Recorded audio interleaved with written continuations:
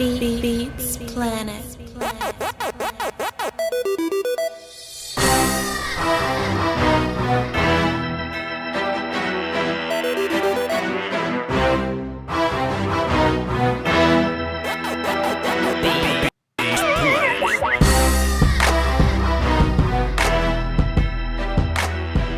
Come on in, y'all. Come on in.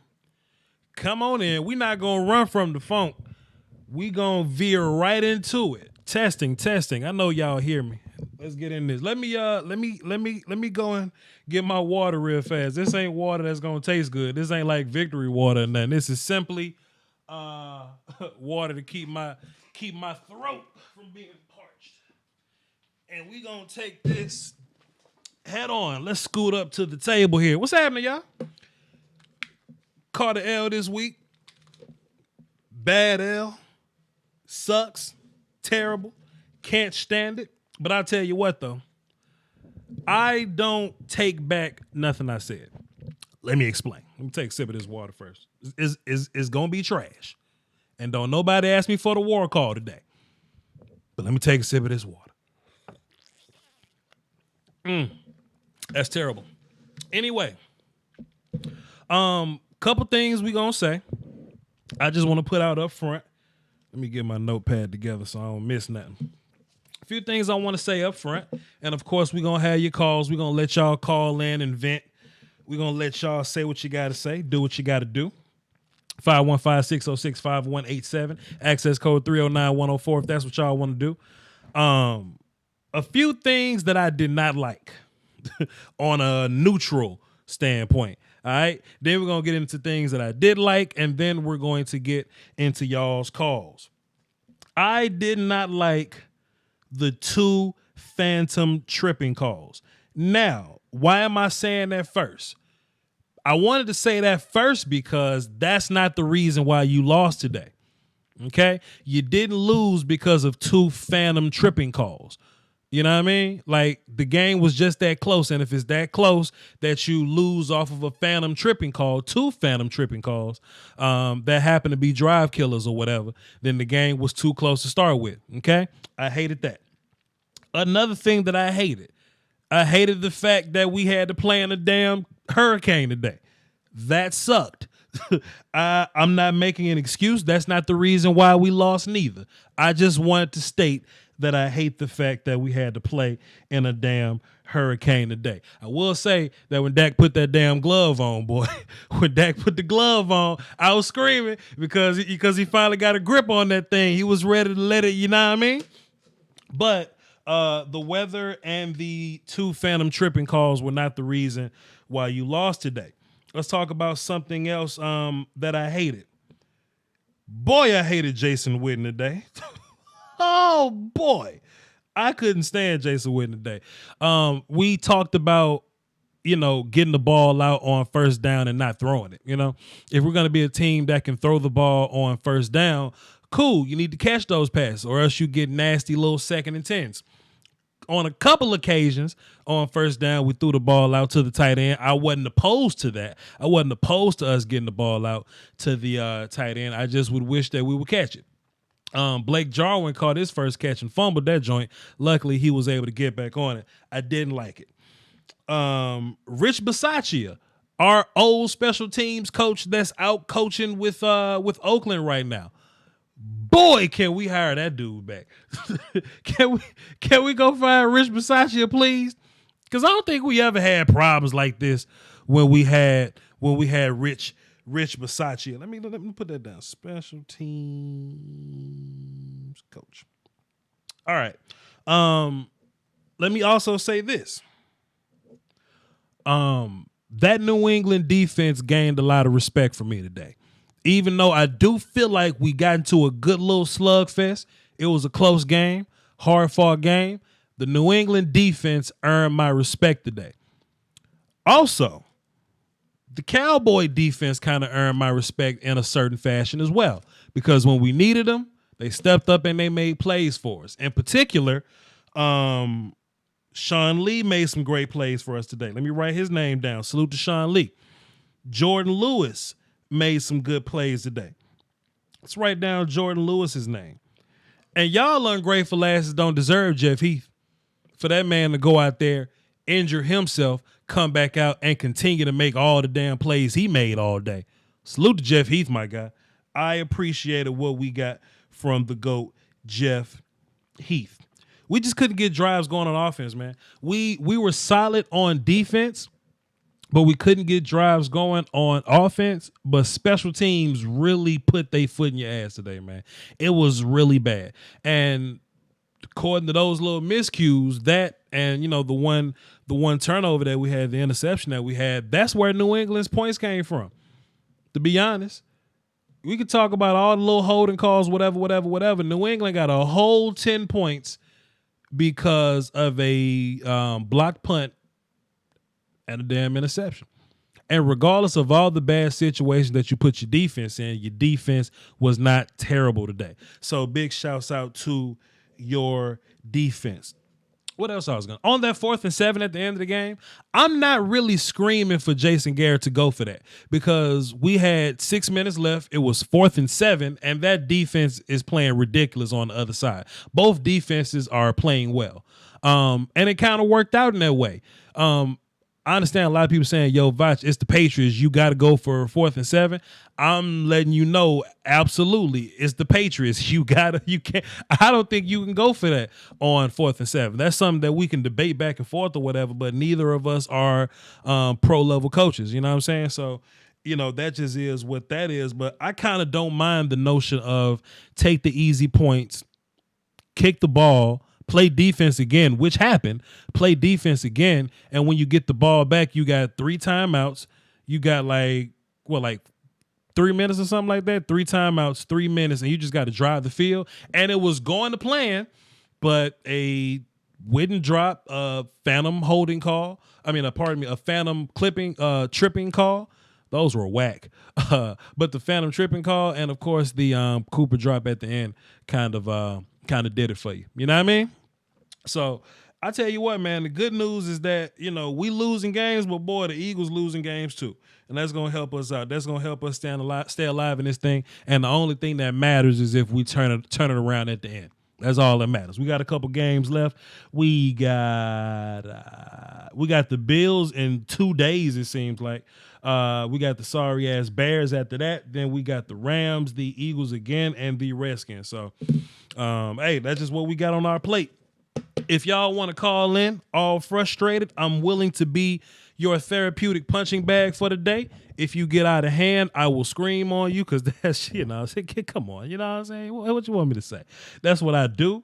And let's get this thing going, man. This show ain't going to be terribly long. It ain't going to be too long. Plus I'm going fishing tomorrow, so shit, what y'all want me to say? All right. So let's make sure our volume is set there and our volume is good over there. And let's set it off then. Shit, let's set Chris. Hey. Chris.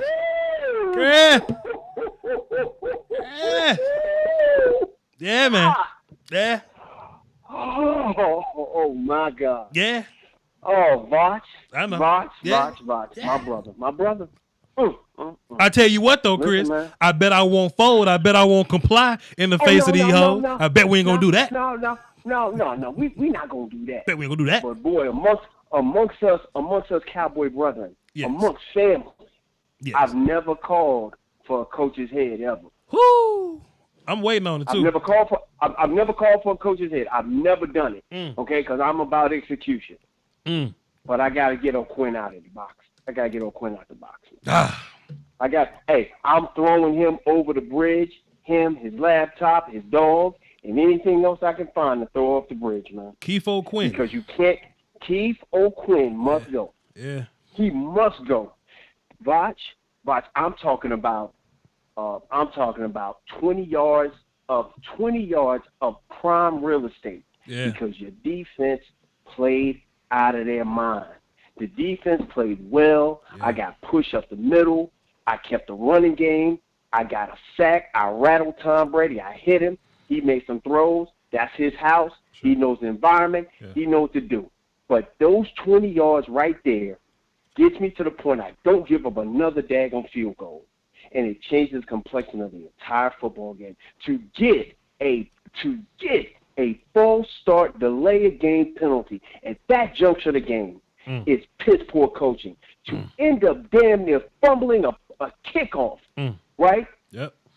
It's piss poor coaching. You know, we've been sitting here and we nitpick everything. You want to walk around, coach. You want a guy that gives guys their responsibility. If I'm on the fries, I'm on the fries. If I'm prepping the daggum lettuce and tomatoes, I'm on that. If I'm on the grill, I'm on the damn grill. That's coming. You got one thing. You don't get a block. Slater has been in the NFL for 10 plus years because he's a special teams demon. If you don't block nobody's damn else, you block him. Damn. You block him. Damn. He gotta go, man. He gotta go. Yeah. He's gotta go. I can't put no rose-colored glasses on it. I turned around and here's the adjustments you look at. Rain turns around, realizes he's out of his element. Yep. Being in the cold and not throwing a wet football. Somebody's got to say, hey, Rain, start off with gloves. Somebody coaching should say, put some gloves on before you go out there. Because when he put the gloves on, he threw the ball better. He throws the ball better. Yeah. He's throwing off his back foot, and he throws off his back foot behind him. He'll go back and kick the ball off. That's coaching. I've never said nothing about the damn coach. That's coaching. You're going up against the smartest, most intelligent coach in the game.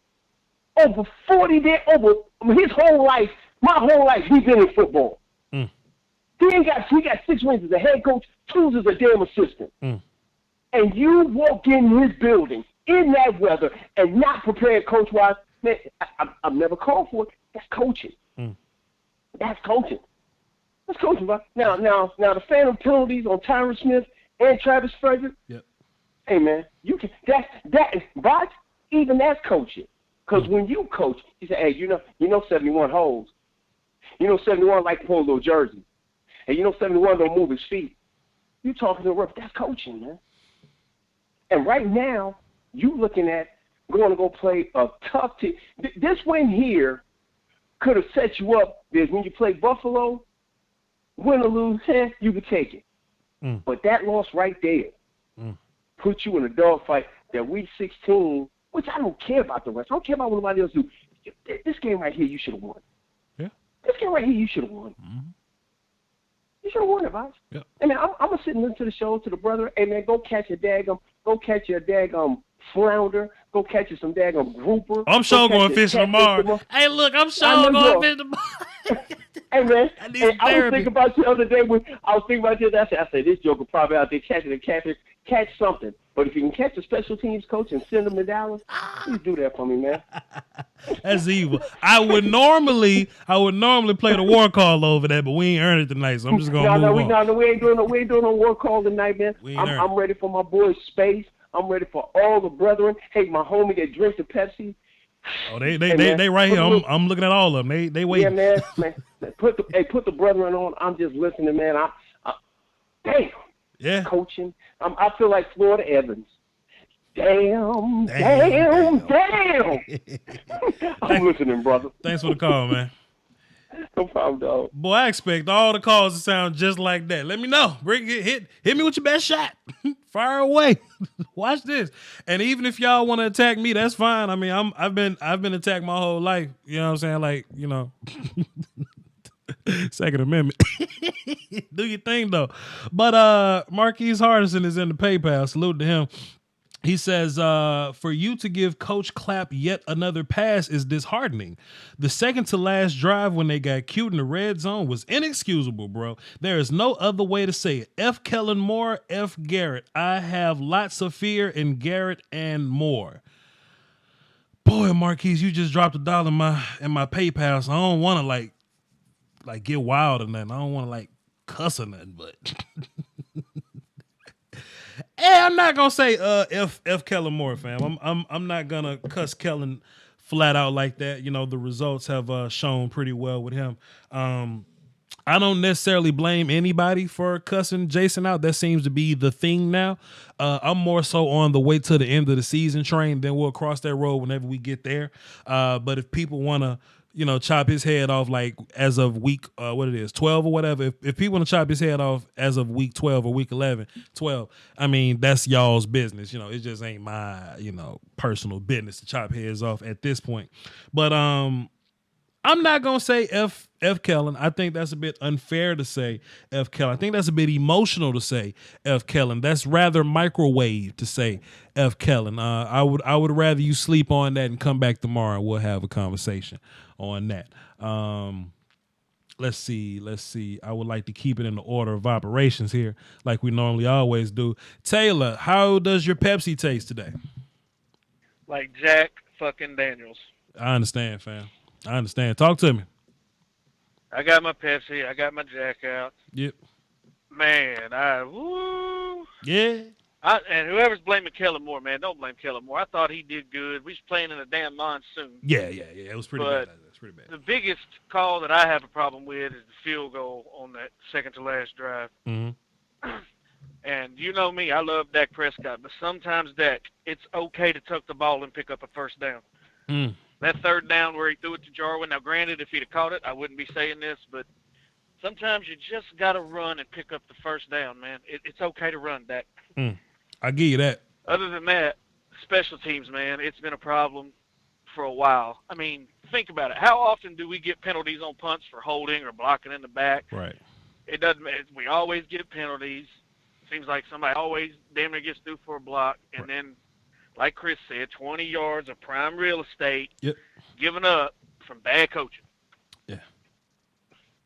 And then even Troy pointed it out on the kickoff. Why is Pollard at the goal line when Nick Folk can't get it past the 15? Yeah. That's coaching. That's special teams coaching. Yeah. I'm not necessarily trying to fire Jason tonight, but Keith O'Quinn can go tonight. Now, if y'all want to get rid of Jason in December or January or whatever, then have at it. Do your thing. But boy, Keith O'Quinn, what's going on with that, man?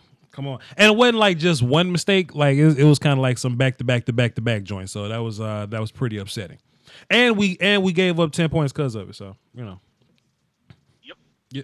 And I mean, I'm with you on Garrett, burn that bridge when we get there. Yep. But I think me and you are on the same page. It's going to take a miracle run for Garrett to keep his job. He's going to have to win a Super Bowl or at least get to the NFC Championship. Yeah. So yeah. I don't see him coming back. But, man, tonight stings a little bit. Yep. I can't blame the refs because, granted, the calls were terrible, but we had plenty of chances before then, Yep. I've always been a big proponent. You can't blame the refs for one call or two calls. Understood.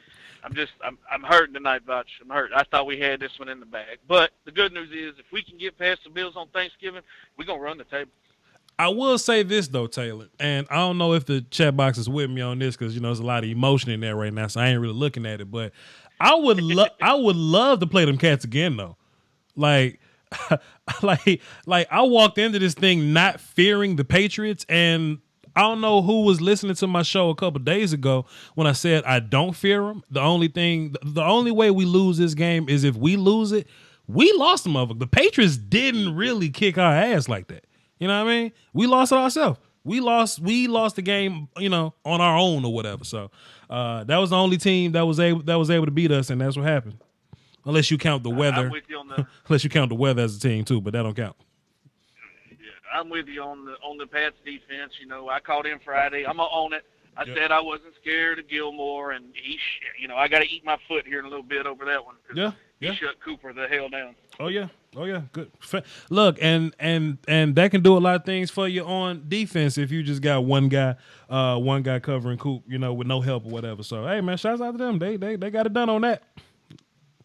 Last thing, and I'm going to agree with you on this one. I love old man Witten, but twofold. 4 passes today, not only, I wouldn't say they were huge drops, but they could make third downs manageable or even give us a first down. Yeah. And on top of that, I picked him up in fantasy this week, and it hurt. It hurt. That's what it's all about. Come on, Taylor. Thanks for the call, man. But I'm going to sit here. I'm going to drink my Pepsi. I'm going to listen to the show and let Space Cowboy and Grant all them come on up in here and do that thing. They next. Appreciate it, man. Yes, sir. Boy. I got another PayPal from old Marquise. Let's see what he say. And you can tell Marquise be mad because he be typing in bold letters. I'm I can't type on all caps on the phone, fam. He says, despite the special teams blunder and the 2 phantom tripping calls, the second to last drive killed us, yet no one is saying that. I don't think nobody's not saying that. Drove the ball and got cute in the red zone. Vintage Garrett. Middle finger. All cap Garrett. Exclamation. Oh, you mad, huh, fella? Oh, buddy, you mad. Let's get into my super chats too before I move too far. We got, let's see. Mr. Lee, drop the deuce. Appreciate you, sir. DL dropped 5 and says, yet to beat a team without a winning record despite having more talent. Facts, DL. That's absolutely facts. Appreciate you. J20 dropped 5 as well. He says, Cowboys beat themselves. Coaching didn't inform Pollard where to stand and win. Routes were trash, and they couldn't beat man coverage. Yeah, we couldn't beat man coverage. I will say Gallup and Cobb did their fair share of beating man coverage, but I don't want to say nothing to you know be out there just yet, because you know I could go back and watch the film and they could have did some fantastic shit that I didn't notice at first. So I'm gonna keep from cussing people the hell out, but they did do a pretty good job of covering us up for the most part. I will say that. But let me watch film first before I start pointing fingers at people. But shouts out to you, J20. We them boys 2015 dropped 2. He says the refs be tripping. Facts. I tell you what, if I'm an offensive lineman and I get a flag thrown at me for picking my foot up, I'm smacking the shit out the referee, dog. Like I used to pick my foot up a bunch. Joey Walker says YouTube is giving away money for some reason. Hey man, salute to you, Joey Walker. Thanks for supporting dropping 5 in the super chat, brother. Asleep Gamer, he says Dak prove his ACC. Ain't no joke. Beautiful passes. Prove his. Yeah. Look, I really feel like Dak was about to lead us to the promised land, fam. It just didn't work out, man. The phantom tripping call and the Jason Witten drop, man. It just ain't work out for us. But I like I said, man, Dak is my guy. Dak is my guy. I'm gonna ride with him. But appreciate you though. Thomas Lewis dropped 5 in the super chat. I think coaching and situational awareness losses the game. Your thoughts on that? Keep up the channel. Let me watch film and I will definitely get back to you. We gonna see. DJ Mel dropped a deuce. Appreciate you. He says make Garrett take a Greyhound from Massachusetts. You know how long that is from what, like Boston or something? From Boston to Dallas? Come on, fam. What do you do? That's too long. That's too long. Evan dropped a deuce and says 9 years of Garrett, 9 years of disappointment. I would say like 6 years of disappointment. Come on now. Don't be like that. Toot dropped 5 in the super chat. Voch, I can't wait to watch the 3rd and 7 where Dak was flushed out to his left. I thought he could have ran for it all. But all I saw was 70 in view. Hey man, it's unfortunate. No need to cry now. But hey, it is what it is. David Lucena dropped a dime. Appreciate you, sir. He says, this hurts, Voch. Not sure when it's going to be our time. We could have won the game. I hate to say it. We need better leadership. With that being said, let's get into these phones. I know Hunter Graham about to cuss. I saw his name on it. Let me find him. I know he on the block right now, pissed off. Let's see what Hunter Graham's talking about. Hunter Graham. Let's talk about it, man. What's the move, my guy? I understand people talking about this call here and that penalty there and the defense this and the defense that. Let me tell you something in life. How many people start off behind the 8 ball in life, right? Oh, eating dirt. You can't even afford food. But look where you at now. Right? Yep. So what? You gonna kick yourself in the foot because you didn't start off life great? Right? You can't do that. Sometimes it don't work like that. It's not how you start, it's how you finish, right? Facts. The referees took that game. Damn. I don't care what happened. You can say, yo, we started off slow. That's why we lost. No, it's not how you start. It's how you finish. Yep. We had that game. Yeah. Referees took that game. Mm-hmm. 2 phantom calls took that game. Mm. I thought the ball could hit the ground as long as you got control. That's what I thought too. But apparently that's not the case. I could've You know what? sworn. You know what, 100 grand?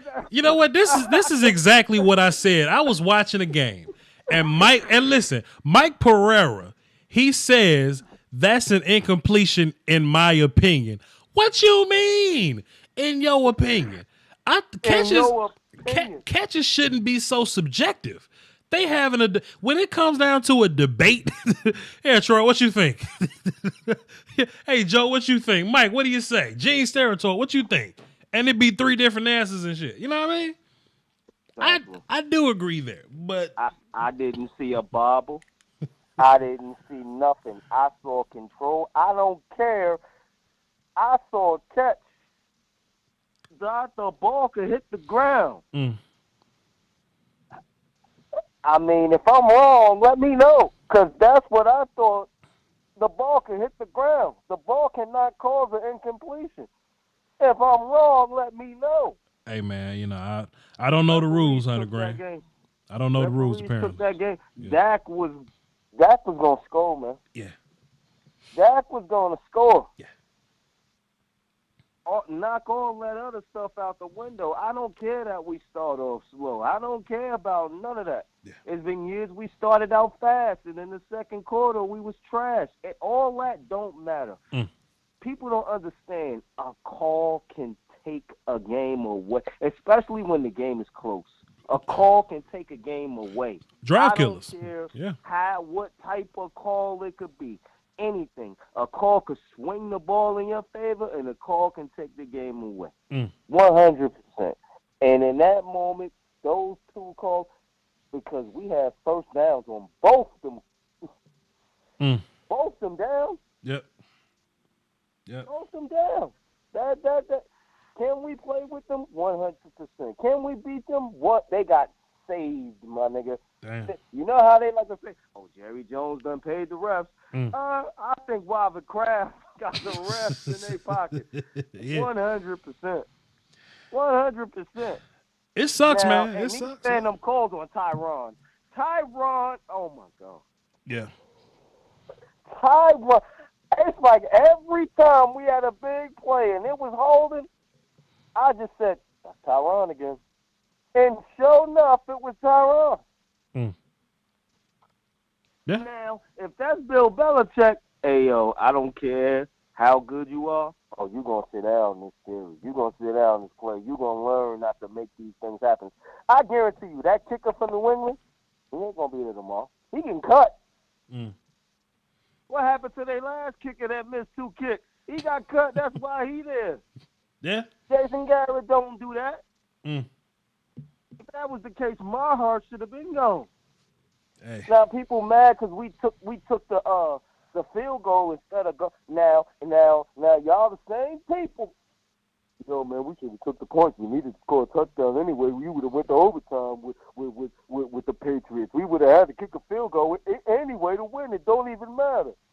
That's what you people don't understand. We had to kick a field goal anyway to win the game. And honestly, it kind of worked out though, because we got 3, we kicked the ball, and we made a stop on defense because your defense was doing fine all day. And we had a chance to win. Sure. So I don't mind the call. You know, it just didn't work out. Yeah. I don't mind. I was hoping that we wouldn't go for it. I would have really been pissed if we would have went for it on 4th down. You needed 3 anyway. Yep. But on 4th and 7, you want to go for it on 4th and 7? You know. Hell no. Yeah. No, we need that 3. We need to take these points out. We can get these points. Yeah. You see how the game is being played. Then we had look, but listen though, peep this out though. Like okay, like people just find it cool to hate on Garrett, cool. But in terms of that last set of decisions, you got Dak the ball back with, 3 minutes and 3 timeouts? Exactly. And a phantom call took the game away from you. Jason Garrett, I'm not complaining about the call. He did a good job. Now, if he would have went for it on 4th and 7, I would be calling for his head. Sure. But he didn't. Yeah. He kicked a field goal, our defense made a stop, and the referees took that game. Referees took that game. Yes, that's not Jason Garrett's fault. In spite of the special teams, 20-yard swing, and in spite of all that, we still had a chance to win the game. You know what I'm saying? We still had a chance to win the game in spite of Tony Pollard not catching the ball and all that. We still had a chance to win this football game, man. Cobb being Coop being shut down. I think Coop would have went off too. I think the reason why he ain't really go off, because Coop, he a little injured in that rain. I think he really he ain't have it that he can really do his thing. I want to see this in 90-degree weather or in Jerry's world when we ain't got no rain. Where it's pretty outside. Yeah, where it's beautiful. Exactly. I think we would have beat them. The Super Bowl in Miami. The Super Bowl in Miami. Come see us. Where it's pretty. I'm gonna tell you right now. We going to the playoffs. We going to the playoffs. Of course. And we going to the Super Bowl. I'm gonna tell you right now. The Eagles.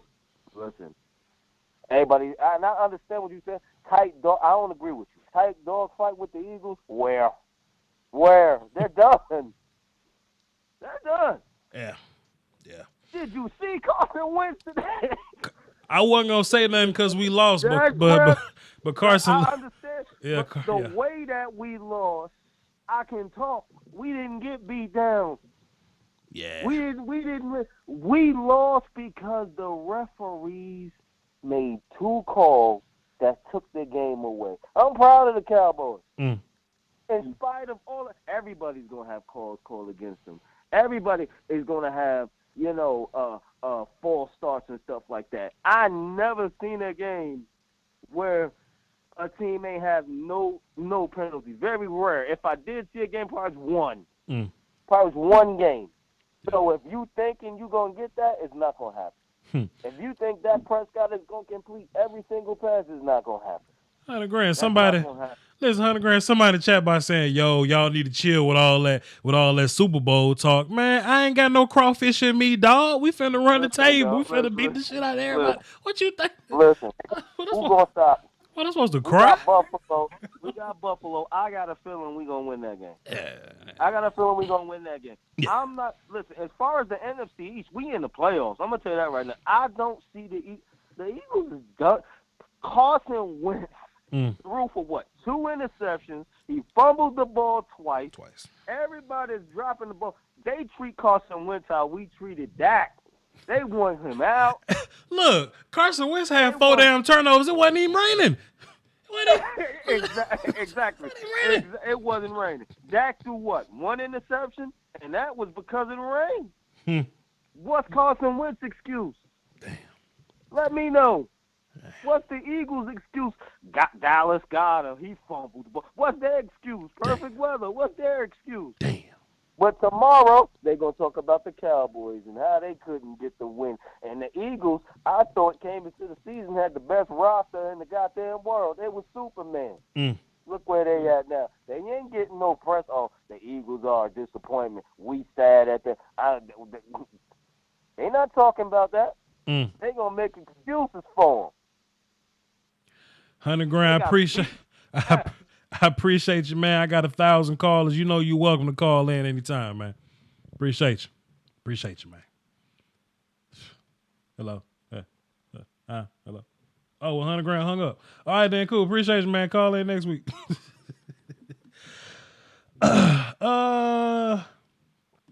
Let's see. River Valley University, what's up? Man, get your goof ass off the phone. Boy, what you thought this was, dog? You thought I'm finna let you on my show and talk crazy to me, boy? Get your goof ass. Boy, River Valley University really thought I was finna let him call on my show and talk crazy to me. Boy, what the hell wrong with you, boy? Boy, this is my show. What you talking about, player? Oh, man, you lucky we got the war call, man. Let's see. Let's get a real call up in here. so we can have some real dialogue up here. DP, let's talk about it. Last week, you hit me in the chat box or the super chat or something. You didn't call in, but you was like, yo, Voch, I don't want to say nothing right now. I want to wait until next week, then we'll have a conversation. So, DP, what did you see today? Man, I'm gonna just say just like how Dez tweeted after the game. Yes, sir. What he saw was a more talented Cowboys team, but a New England Patriots team that had a better game plan and better coaching. Sure. Simple as that. And that's to me, that's what annoyed me. I mean, not even annoyed me. I knew it was going to happen. If it came down to, it was a close game, and it came down to execution, X's and O's, situational football, I said we're going to lose that every time to Bill Belichick. Bill Belichick loses being out-talented. That's why they got absolutely whooped by Baltimore. Yeah. Baltimore just out-talented them on the field. Mm-hmm. But if it never came down to situational football. But if it came down to us, it's you basically, you say to yourself, who am I going to trust in that situation to make the correct football play? Is I going to trust Garrett or Belichick? Sure. Everybody going to work on and say, yeah, Belichick got him. Yeah. And the thing that I guess a couple things. I mean, Dak played well. Dak played very, very well. Did he play to the standard I thought he was going to play? Not really. But then I looked at the game plan. And I'm going to disagree with one of the other calls. I don't know, it was $100,000. Stephon Gilmore is a beast. He is the number one corner in the league. Yeah. Okay, and this will all be straightforward. Coops had a problem with Marshawn Lattimore and this cat. Bigger corners, so 6'1", 6'2", that have that range and that speed. He's had some issues with uncovering against those guys. I mean, that's the truth about it. But still, they gave us a great game. He adjusted very well. Cool. I thought. What's his name? Gallup. Number 13. Gallup. Yeah, Gallup had a pretty good game. Who's 18? Shit, Cobb. Run a Cobb. Yeah. Mm-hmm. Actually had an awesome game. And I'm like, okay, great, you adjusted. You made the other wide receivers. Pretty much you made Belichick think, man, they can hit us with other weapons. Man, we really got to hold on. I can't move Gilmore off. So I thought we had a great game plan. But I've been saying this all season, and I know I probably talked to you about this in the first game. I honestly think that they are using way too much Witten. Witten should have came into the season being a complimentary receiver. Sure. He is literally playing like he played last year. And I'm like, it should be really more 50-50 him and Jarwin. Jarwin gives us more explosive plays. He's a better athlete. He's a better guy that can match up against safeties, where Witten, he's a great possession receiver. All he is possession. That's it. And today, he didn't have his best game. And then, like, I'm thinking to myself, okay, he had 2 drops.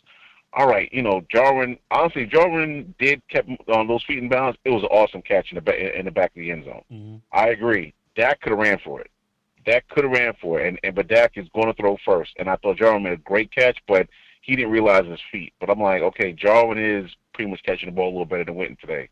Use Jarwin a little bit more. No, that adjustment wasn't made. Okay? I see they're just going to stick with Witten, hella high water. The thing that I think, one thing, I was listening to David Hellman on Twitter, and something he said, I know you've heard it for the last 8 years with Jason Garrett. He says, we're just going to do what we do. And as a coach myself, I said, okay, when you say that, we're going to do what we do, most people, every true football player is going to say, well, let me look at your record. When you do what you do, you're just an average coach. Period. That's it. Sure. You're just average. That's what we're going to do. We're going to get average play, average coaching, some mistakes, some good calls, but we're going to be very, very average. And right now, and I have a bad feeling, we're on that 9-7, 8-8 run again. I'm not saying whether we're going to win the division or not, but I really see that being our record again, which, let's just face it, Voch, can you say that's really been what we've been doing the last, 7-8 years? DP, we about to beat every team that we about to play, dog. Don't come on my show putting me and asking me questions like that, man. What's wrong with you, man? We about to smoke everybody. Hey, what are you saying, man? Listen, defense, I'm telling you, defense played awesome. Listen, DP, listen, man, this ain't Law Nation show. Law Nation be over there burning the house down, man. This ain't that. This Voch, man. Come on now. Listen, I'm gonna be real with you. I'm gonna tell you again. That run defense wore its ugly head again, and I'm like, dog. Listen to me. If I can honestly say, I looked at him like, I love what Aikman said. Aikman said the entire stadium, everybody watching knew Patriots about to run the football, and you still couldn't stop it. I'm thinking to myself, that's a problem. That's a problem. When everybody can sit here, no deception, nothing else, just line up, play play December. I call it, and I don't know where you play ball. I think you play ball in some cold weather. Mm-hmm. We used to call that December football. You know what I'm saying? Yep. Nobody really wants to see you running back when the temperature go below 40 degrees. Right. Man, that kind of hitting hurts. Right. They play December football, and if you can't stop December football, yeah, you're gonna have a great record. You know, like we always say, from September to, let's say, October, November. By December, man, you got a problem stopping running teams because they're gonna line up and smash. But honestly, guys, I'm gonna say right now, I mean, the sky ain't falling. I have full confidence that the Cowboys will win the division. Full confidence that they will win the division. The issue I have is once you get into the playoffs and you start getting basically coaching against other coaches that are in the playoffs or might be superior to you, what is Jason Garrett going to do? And I tell everybody, you yourself included, who is your replacement? Who, if not Jason Garrett, who? Because remember, you got to match your new coach with Jerry Jones and the Jones family. I tell everybody who calls, everybody who thinks about this, actually really sit down and think about that. Who would be the coach? If not Garrett, who's the coach you want? Sure. And, you know, they probably going to call, you know, like Lincoln Riley name, but Lincoln Riley can't beat who that was he just played again? who that was Oklahoma just lost to a couple weeks ago? I don't know. But they're gonna name this big wish list of coaches that they, you know, they're gonna say Nick Saban and, you know, like guys like that or whatever. But I don't think that's, you know, what it is. I think in the league you just got a bunch of coaches that, you know, present themselves as the opportunity, but they're not really qualified for it. I just think Cowboy fans want something that's new. I'm not saying Jason Garrett is this fantastic coach. I'm not saying he's this amazing coach, but I just know how coaching works, man. And you can get rid of Hugh Jackson and bring in damn Kitchens. You know what I'm saying? Like, that's a real thing that happens to you. So if we're gonna bring in the right coach, sure. But we just gotta cross that road, you know what I'm saying, whenever we get there. Yeah, and I believe it. I believe it. I just like all fans, I know Cowboys are all going to be pounding the table. We need a new coach. Who, fellas? It's not like we have an open pool. Like, okay, the Sean Payton dream is done. Okay, let's everybody. The Sean Payton dream is done. Freddie Kitchens is coming down from that Bill Belichick tree. But honestly, how are the Cleveland Browns doing with all the talent they have? They got a ton. Now you can't say they got a ton of talent. How are they doing? Yeah. I mean, coaching, like what you guys wish for, everybody says, fire Garrett. Hey, listen, I'm not saying I'm the biggest Garrett fan, but one thing that people tell you, the grass ain't always green on the other side. You got to figure out who you want and who will be a better coach than what you have right now, because the last thing Cowboy fans want to do is go from 8-8 to like 3-13. We might burn the house down. That's all I'm saying, DP. That's all I'm saying is that you don't want to play roulette with your head coach. And then look, Pete, this is some people saying bring in Chris Richard, move him up, but hell, like Chris got to take care of his own side of the ball first. You know, Chris got to, you know, take care of that part first. So, you know, it is what it is. Like I said before, I don't know where it's at. I honestly, Chris Richard's head coaching opportunities right now, this season, done dried up. Absolutely dried up. That's just my opinion. It's dried up. Nobody's right now banging on the table. Last year, yeah, because the defense was playing awesome, young.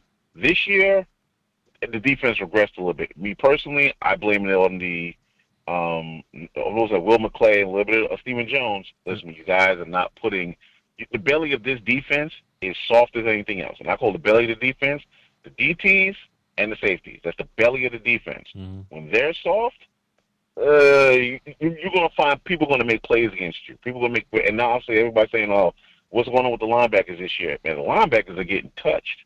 Last year they didn't get touched; they were running around scot-free, hitting anything that moved. This year, oh no, I mean, I've seen a couple of your field sessions, and a couple of them, man, listen to me, they're reaching up to them boys. Yep. They're just saying, listen to me, Antoine Wilson do whatever you want. We're going after Leighton. We're going after Smith. Yep. And guess what? He's not been making those kind of plays. Not saying that Woods is a bad player, but let's face it, he's an undrafted D tackle for a reason. Yeah. I mean, talent is talent, fellas. But hey, listen, man, I ain't gonna take up too much of your time with the show. Hey, listen, I did not say I expected this, but I just knew if it was going to be a close game. And I was sitting there like halftime, said it's a close game, man. It's going to be just one or two mistakes that's going to hold us back. That's what it's going to be. It's going to be a coaching situation. Because New England wasn't tearing it up. Sure. They weren't. I mean, they weren't. I just think it was going to be one or two mistakes, and that's what cost the Cowboys. And those one or two mistakes is what happened. And I'm like, I would love to see him again. I would love to see him again. Appreciate it, D-Pick.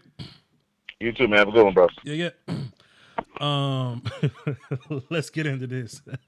Looking forward to the live stream where Voch finally loses it about Coach Clapp. Right now, he's calm and the voice of reason. Can't wait to see him snap. Peace to you, and my name is pronounced Marcus. Well, so the Q is silent. Okay, cool. Fam, you ain't gonna never see me lose it, dog. Like in everything I do, it's all about composure, my guy. You know what I'm saying? You ain't gonna never see. Even when we was like 3-13 that one year that Tony got hurt and we didn't have a quarterback here, I wasn't losing my mind, dog. Like I just have a different, I got a different feel about this thing, man. Some people, I don't follow a lot of people on Twitter because I think they look for misery. You know what I'm saying? Bomani Jones calls it recreational sadness. I'm not in the business of recreational sadness. You know what I mean? Like, we lost. It sucks. But I ain't finna run my blood pressure up. I ain't finna wake my neighbors up. I ain't about to scream because my team lost. It sucks. But you ain't gonna see me screaming my microphone, dog. No, absolutely not. We got a show to run. Come on now. Who I look like? Stephen A. Smith? I want to take a look at these super chatters real quick. Then we're going to hop right back into the phones. Let's see. Where do we leave off at? Okay, cool. Ajayi Agbegbaku Jr. What's happening, brother? He dropped a deuce in the super chat. I would love to play him again. Jay Ajayi is an English-born American football running back. See, fam, that's what happened when the government listening to you on your phones and shit. You see what I'm saying? That's what happened when the government listening to you. I would love to play them again with a better coach. Appreciate you.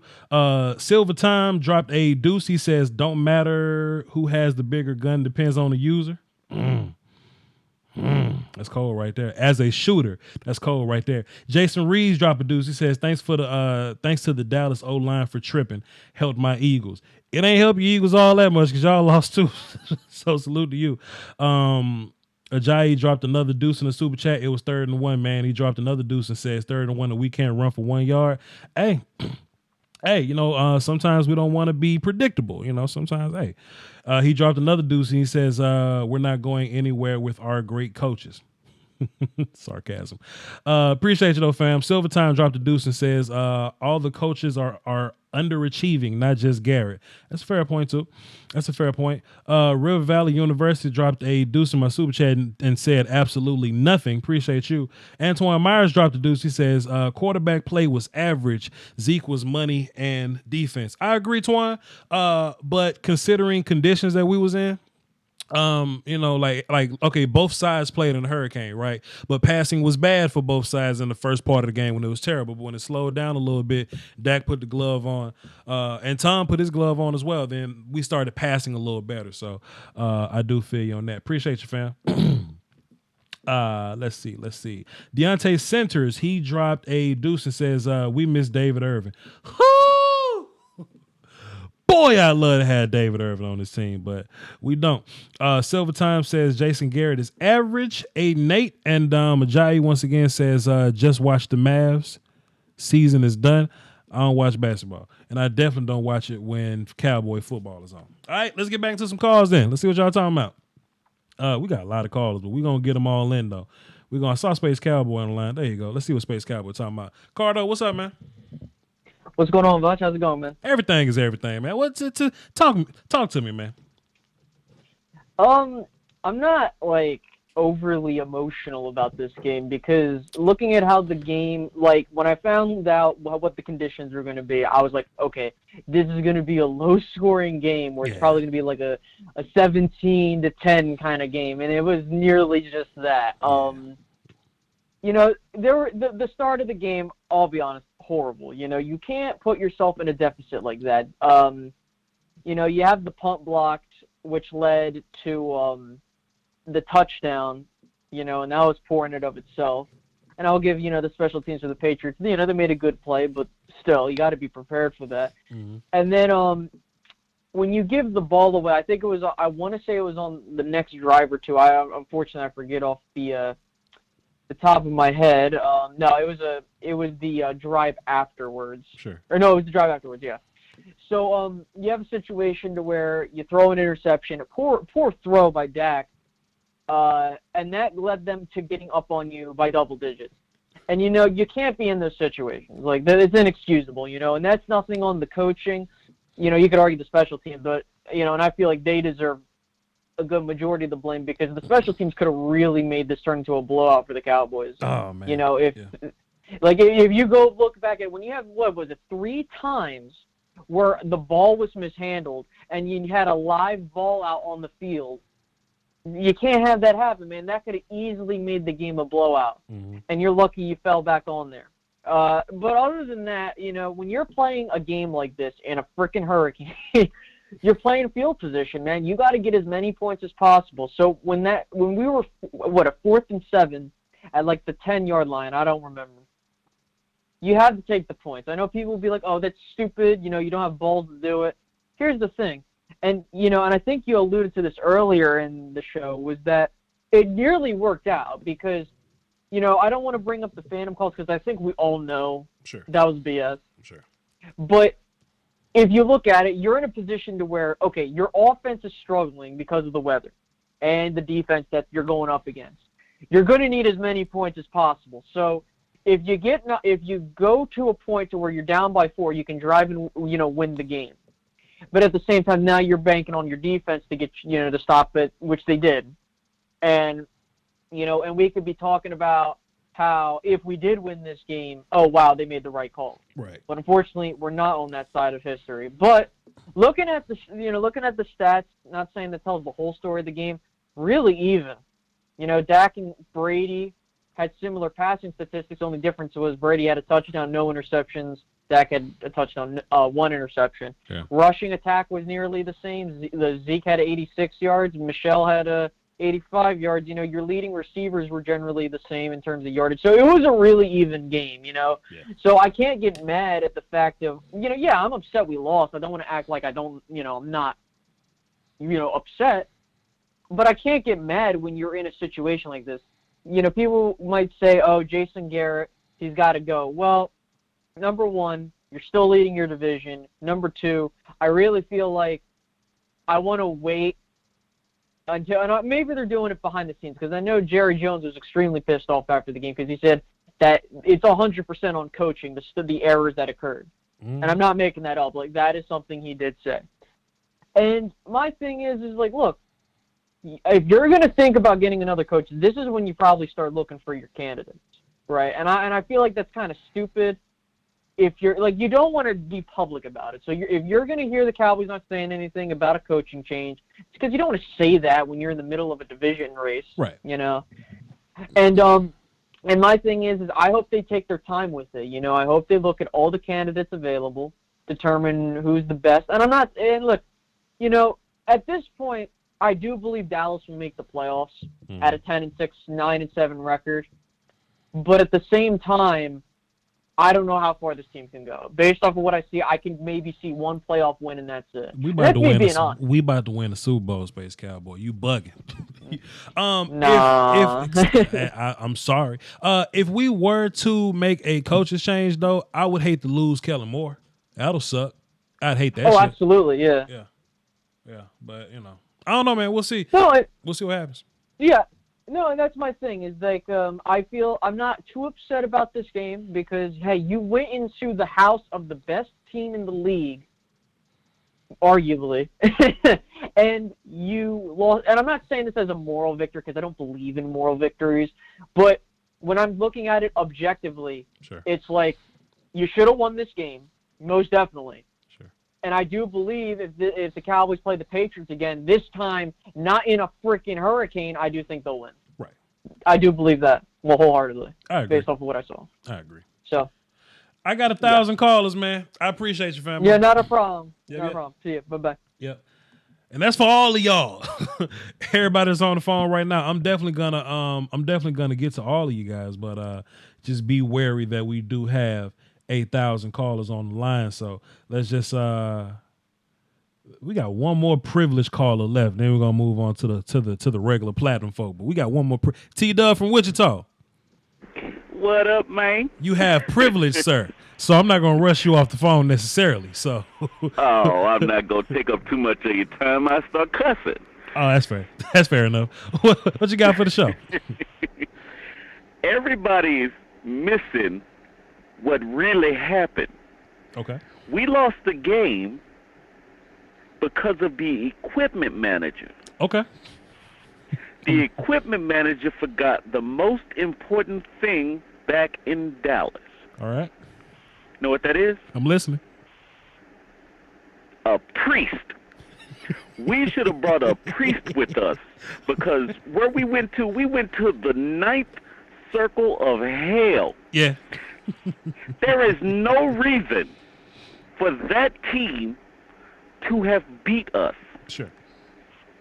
And everything that I saw, the only thing that was missing was the frogs. It wasn't even raining. It was raining frogs on us. Mm.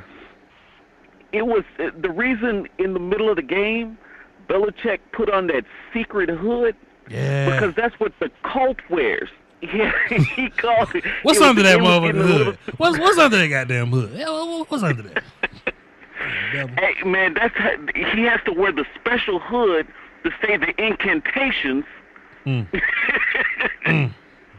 Man, it was disgusting, that game. That game was ridiculous. It was disgusting. Yeah. Everybody's trying to give prop to Gilmore.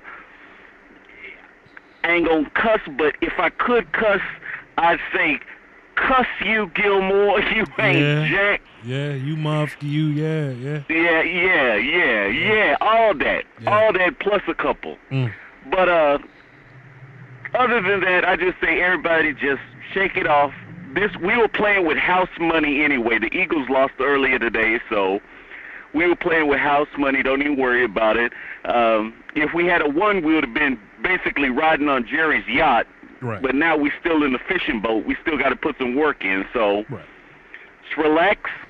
Get ready to get a big plate of vittles on Thanksgiving. Vittles? And that's old school. Gotta get some vittles, that's man. old school. That's almost as old as groceries.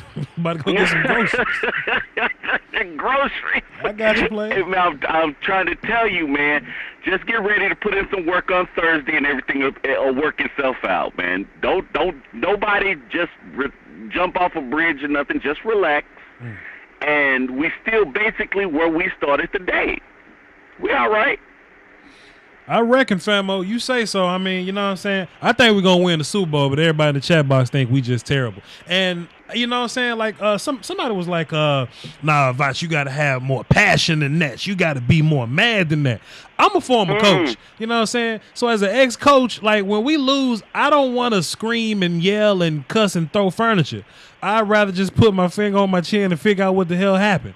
You know what I'm saying? So I don't know what they want from me, fam. Those people who yell and scream, they got good health care. Because I can't run my blood pressure up that high and go to the doctor. That's what I'm saying. I got to keep it calm. Right. Because it's a long-ass season, and if you think we even over yet, you ain't seen nothing yet. We still got games in front of us. Let them fly, man. Let them fly. You know how they act. There you go. Yep. All right, man. That's all I wanted, man. Put people on clock game, man. Let me know when clock game starts. Clock game gonna start real soon with all these damn callers. So appreciate it, T-Dub. Thanks for the call. All right, Mr. Yep. Oh man. Great call from T-Dub. I know I have some super chats. Let me check on now. See what y'all talking about. Let's see. Robbie said something, but I can't pull up the last super chat. Let me run to the chat box and scroll to find what Robbie say. Robbie dropped a deuce in the super chat and says, quitters and whiners in our Cowboy fandom kills me. I totally agree, man. I'm not going to cry and whine about this, man. I'm not going to, get all hoarse and scream. You know what I mean? That's not my thing. And Greg Starr dropped a deuce in the super chat as well. Appreciate you. Shouts out to him. Let's get back to the phones and let's run through these, man. Hey, if y'all want to call into the show, like get in on the lines right now because I'm about to lock the phones. And after they lock, they're going to stay locked because I ain't trying to be here all day because I'm trying to go to bed early because we fishing tomorrow. All right. Let's get Dave from New York up in here. What's up, Dave? Watch what it is. What's happening, brother? Talk to me about your Cowboys, man. What you thinking tonight? Listen, I was amped. We was down by 4. I was amped. Yeah. And I was going to give it. I'm saving for next week when we beat Buffalo. Okay. I'm gonna say my water's going to taste great, and it's going to be illegal in 25 states. Damn. Why don't you just say it until next week? Don't say it right now. Save it. That's what I'm saying. I'm saving it for next week. That's what I said when we beat Buffalo. Matter of fact, just go ahead and say it now because we're not going live today because I'm going to be with my family like y'all should. So Absolutely. So you're right. Go ahead and get it in there. One thing you said to like a couple of weeks ago when I was talking about, we weren't balanced. Mm-hmm. Execution. Everybody blaming the coaches, but one thing is, truth be told, is the coaches, and D-Law said it about Peterson. He ain't playing it down. He ain't on the field. Mm. So you can blame coaching, but to me, really, it wasn't the defense did what they did, but it wasn't a full execution. Offense didn't execute. We left plays on the field, and the one thing I want to say is like I'm not. Everybody said we should have went on our 4th and 7. I ain't mad about that kicking that field goal, but I will say this: for the 3rd week in a row, even though there's nobody out there, I'm pushing Maher up the bridge. I'm pushing Maher up the bridge because if he made those field goals, different game plan. Different plays, because you know what I'm saying. Even with the Minnesota, he made that field goal. We playing different. It's a different ball game. He's costing us. But there's nobody out there that we can pick up. There probably is, but I guess we amped because he's making 60-yarders. Yeah. You know what I mean? Yeah. I don't know, but Maher is killing me. But like I said, Voch, execution, and those calls. If we play, we had to play a perfect game in those conditions. We had to. We couldn't give up. We couldn't turnovers, no bringing outs and all that. We couldn't do that because we needed to play a perfect game in that condition, in those conditions. I'm sorry. You know what I mean? Yeah. And being on the opposite side of with Tom Brady, we gave him opportunities, and he capitalized. He executed where we should have been executing. But you know what? Like I said, next week, this Thursday, my water, even though you're going to be with family, happy Thanksgiving first and foremost. Salute, sir. And secondly, my water's going to taste so good, it's going to be illegal in 30 states. Okay. I love that line, man. I'm going to say it next week when we beat the hell out the Bills. Appreciate it, Dave. All right, have a happy Thanksgiving, bro. Yes, sir. Salute. I did just kind of impromptu last minute, just like make that decision. But I won't be doing a post-game show next week for Thanksgiving because it's like Thanksgiving. I'll be with my people. I'll be in Mississippi. So don't look for me then. You know what I'm saying? We still going to be dropping film throughout the week. I'm going to try to get 3 out and drop them accordingly. But y'all might not even watch because when we lose, y'all don't watch no film, boy. Y'all don't even come to class when we lose. Bro. I like, why the class so empty? Y'all. I'm up here taking attendance and ain't nobody coming through. Like, it's 5 people in class. Like, y'all bugging. But we gonna run it though. We gonna still work it out. I'm gonna lock this phone up. The conference has been locked. So we ain't just here all night. It ain't like a W. If it was a W, this would have been a 5-hour stream, boy. But it ain't. It ain't. So let's see what Wavy talking about. Everybody be wary that we got 30 callers on the line. So let's be aware of that. Wavy, what's good? What's going on? Everything. What's going on, Law? Everything. This is Voch. What's good? I mean, my fault, Voch. God damn. What's going on, bro? I know you got a lot of callers left, though. I'm just gonna be quick. Mm-hmm. Kifo Quinn needs to go. We have 2 returns in 6 years. That's bad enough already. Also, the Pats blitz on 3rd down and long. we didn't send the blitz. We let Tom Brady stay on the field. Yep. That goes back to Jason Garrett because he has input on everything. That's just conservative play calling. Sure. And I could tell, like, you could tell that Jason Garrett has an input on everything because Chris Richard runs a cover 3 defense. Right now, we sit in cover 2 most of the game. Like, it's a mix between Rod. I really don't know how to pronounce his name, but and Chris Richard's defense, and it's not working. Right. Yeah. We'll play. Yeah. You know, coaches really go by that too many cooks in the kitchen type notion or whatever. So I doubt that it's 2 defensive coordinators stepping on each other's toes, saying call this, no, call this. Because honestly, I'll say I don't think the defense played a terrible game for you. I think this is what happens with Cowboy fans, right? I think we compare our team to the best ever something that we've, like, you know what I'm saying? Like, we compare Garrett directly to what Belichick would do, or we compare our defense to the best defense in the world, or we compare our quarterback to Tom Brady in his prime or whatever. So what I saw a defense that only really gave up 13 points, man. You know what I'm saying? We really didn't give up, besides that one mishap or whatever, like with the punt block or whatever, we really didn't give up points or whatever. But if you leave it up to ungrateful ass Cowboy fans, all they see is a few third down converted. Like, people gonna convert third downs. People gonna make plays.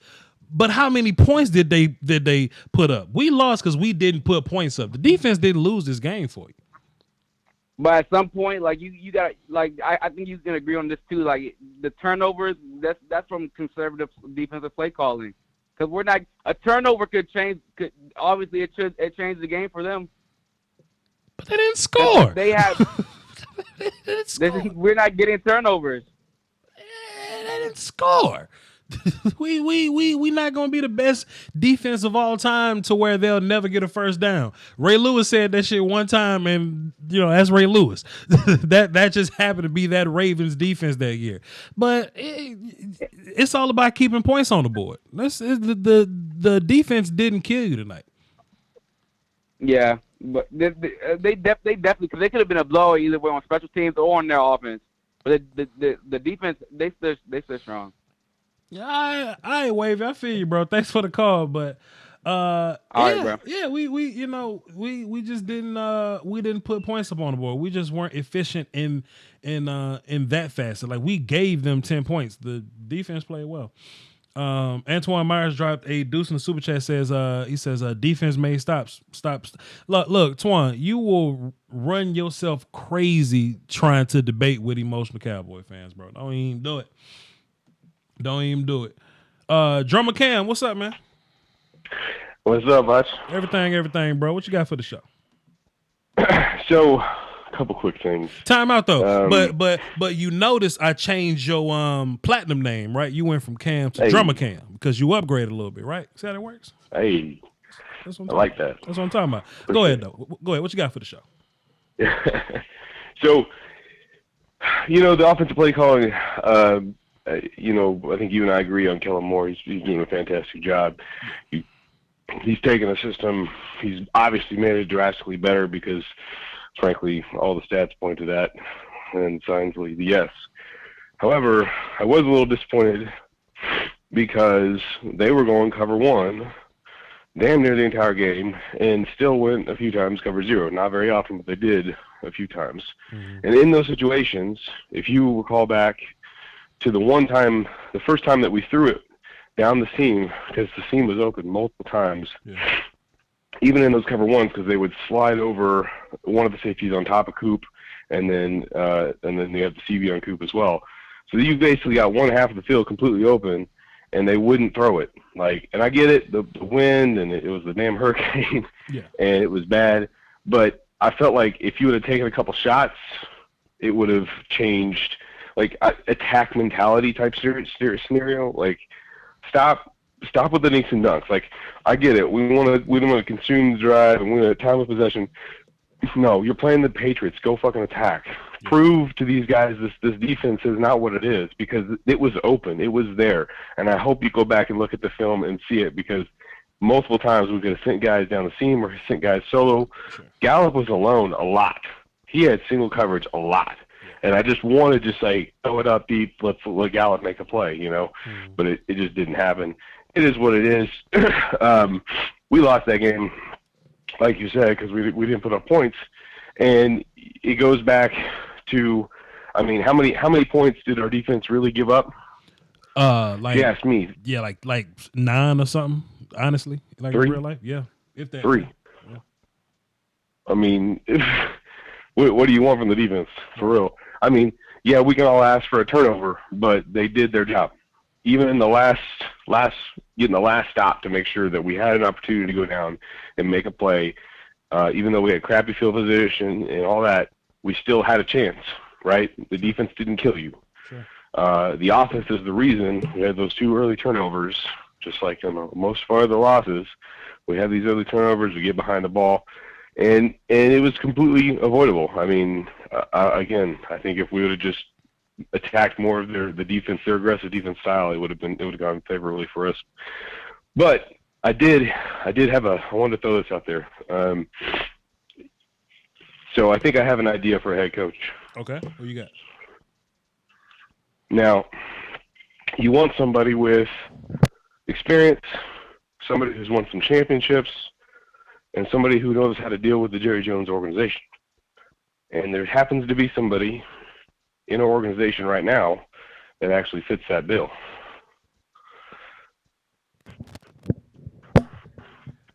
Will McClay. You want Will McClay to be the next head coach, sir? Is that what you say?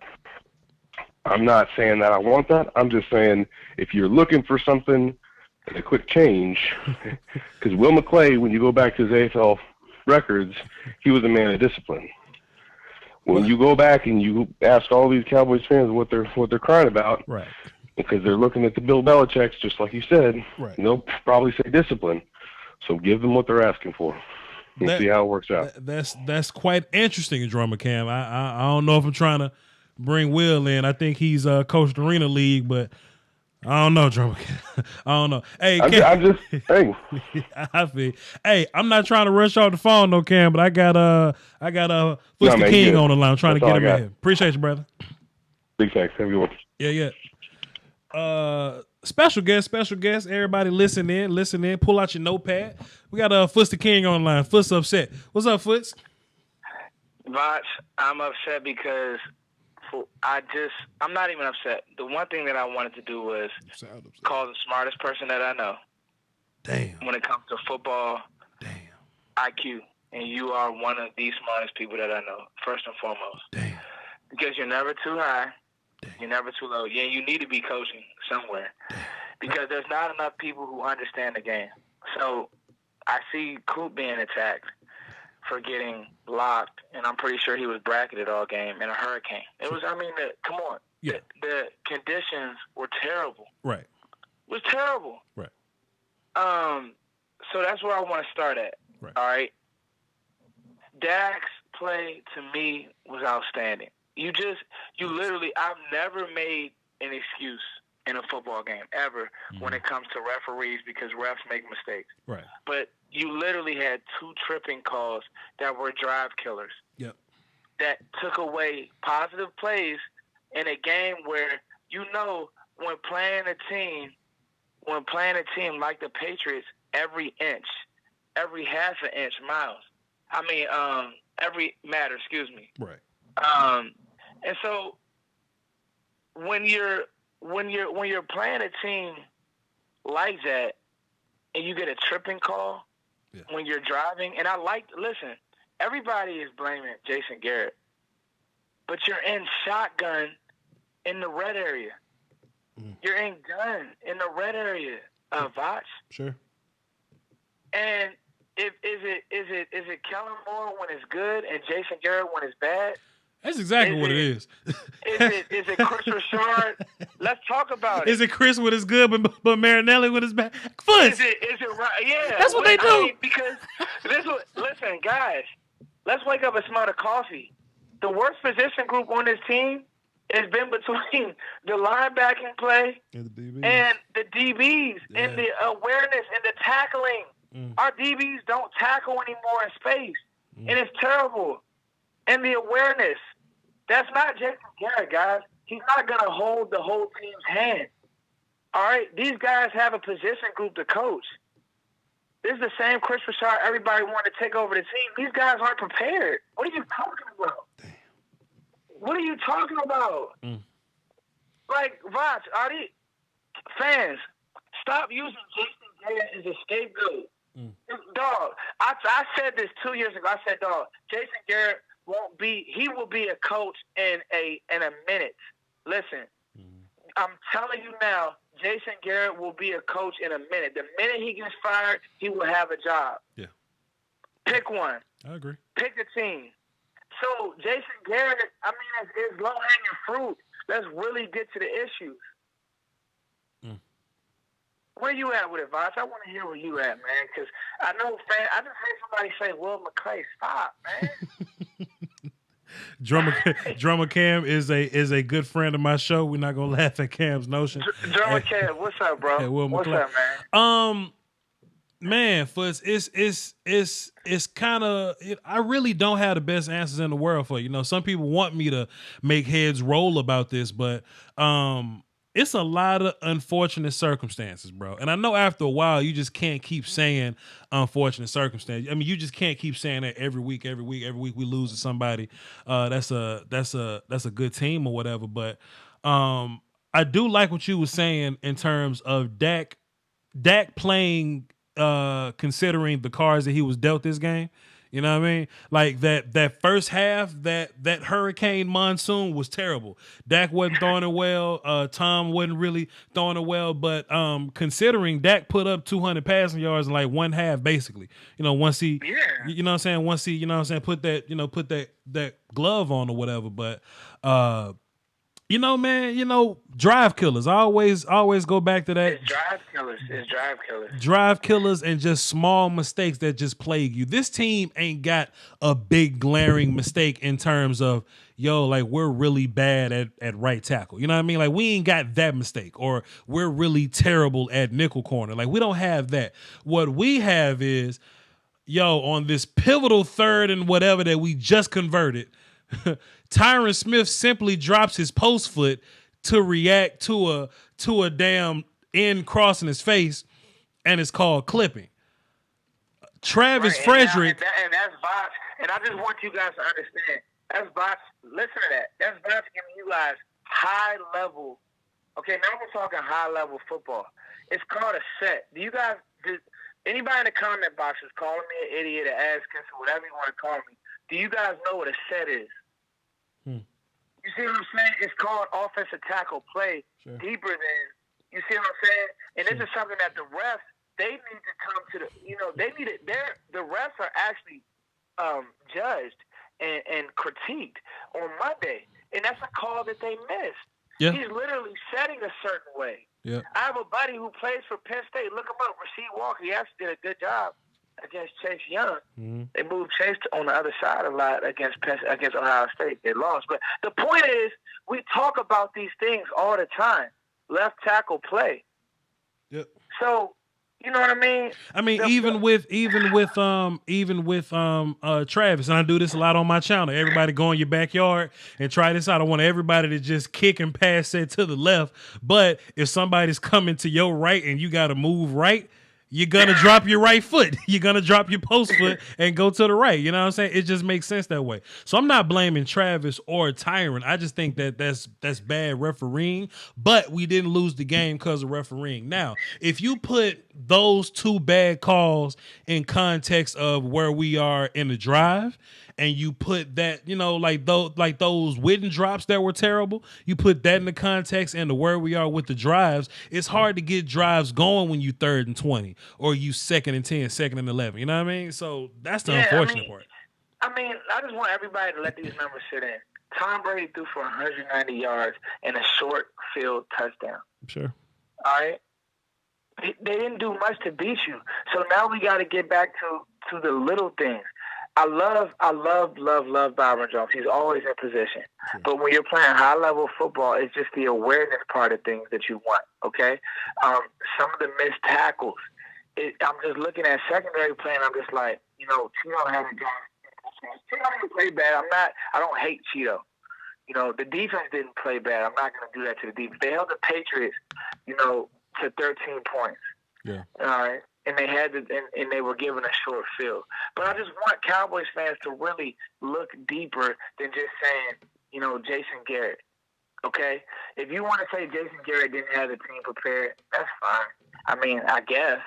All right. Did Jason Garrett sidearm the ball, in a milestone, and Gilmore got lucky? Sure. You know what I mean? Not even lucky, because really Coop had a step on Gilmore. Yeah. Dak threw a BS. If we're being honest, Dak can't throw that ball. He knows it. Sure. You know what I'm saying? It's him trying to make a play. So I just want Cowboys fans to relax. I'm upset that people actually have the audacity to be mad at Coop tonight. Okay, that's what we're not going to do. All right? Amari Cooper, he can do nothing wrong in my book, because for the most part, he's really saved this team. Yeah. All right? The offenses look completely different with Amari Cooper, regardless of his numbers and this, that, and the third. So, I'll let somebody else jump on. I just want you guys to remember a couple things, all right? Nothing changed in the NFC East. Sure. Okay? You were going to get in as a wild card anyway, because the rest of the NFC is playing good football. Yeah. So, you get in the tournament, and you play ball. My last point about coaches and wholesale coaching changes. I know everybody loves Lincoln Riley's and this, that, and the third. I'm good on Lincoln Riley. I want a guy who knows the NFL landscape. The only person who I could really think of is Urban Meyer, if he wants to come out of retirement, or Mike McCarthy. Those have been my sneaky names. Sure. So, I'm gonna hang up and listen, Vato. But I appreciate what you do, man. I really, really do. Appreciate it, man. Salute to you. Thanks for calling in. Thanks for giving me your thoughts. That's Foots the King, Cowboy Nation TV on YouTube. Check him out. Check out all his music and all that good stuff, man. Appreciate you, Doc. Yep. Let's get into this. Marcus Hardison. he's in the PayPal again. He says, still waiting on that one caller to talk about the second to last offensive drive where Garrett and Kellen Moore got cute in the red zone. Peace to you, Voch. I don't know what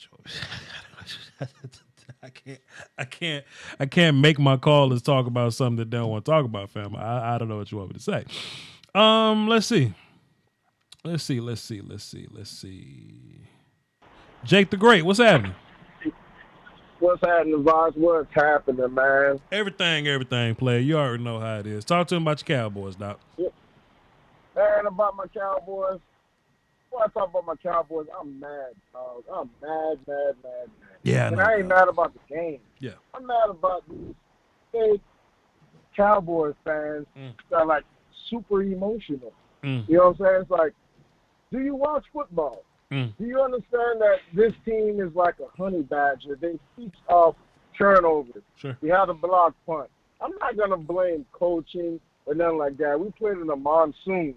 You're playing a team right now you're playing a defense, to be honest, that's on a historic pace. Yeah. They're giving up 11 points a game. I don't care who they play. They don't make their schedule.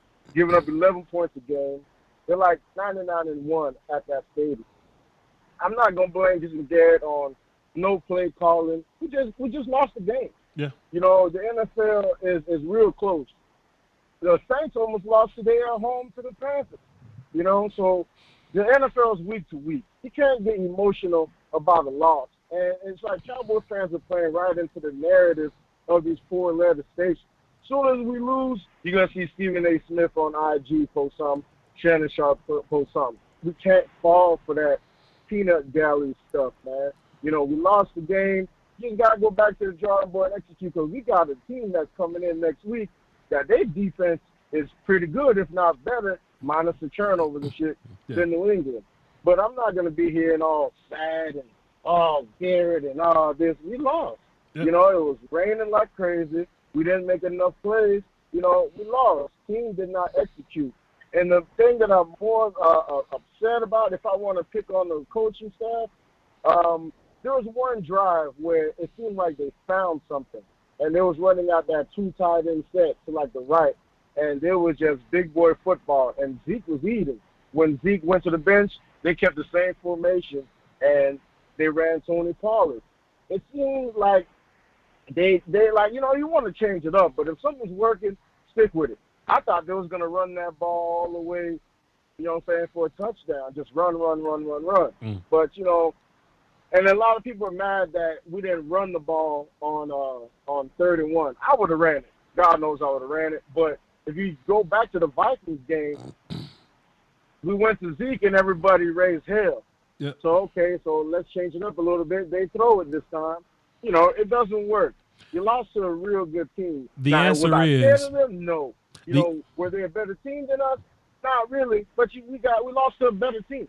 You know, it's how the NFL goes. So, Cowboy fans, stop with the emotional stuff, please, man. You know, understand football. You're going to win some, you're going to lose some. It's going to hurt, but shit, what you going to do about it, man? Just win. The real answer is the real answer is that you will never be able to please Cowboy fans ever, or at least not all of them. Pleasing, man. Yeah, we're the only team that criticize our own team like this. Yeah. You see a team 6-5, they're excited that they're in the playoff race. We're 6-5, we're leading our division, and the narrative is you can swear that we're like 13, we're like 3-13 or something. Yeah. You know, come on, man, just take a chill pill.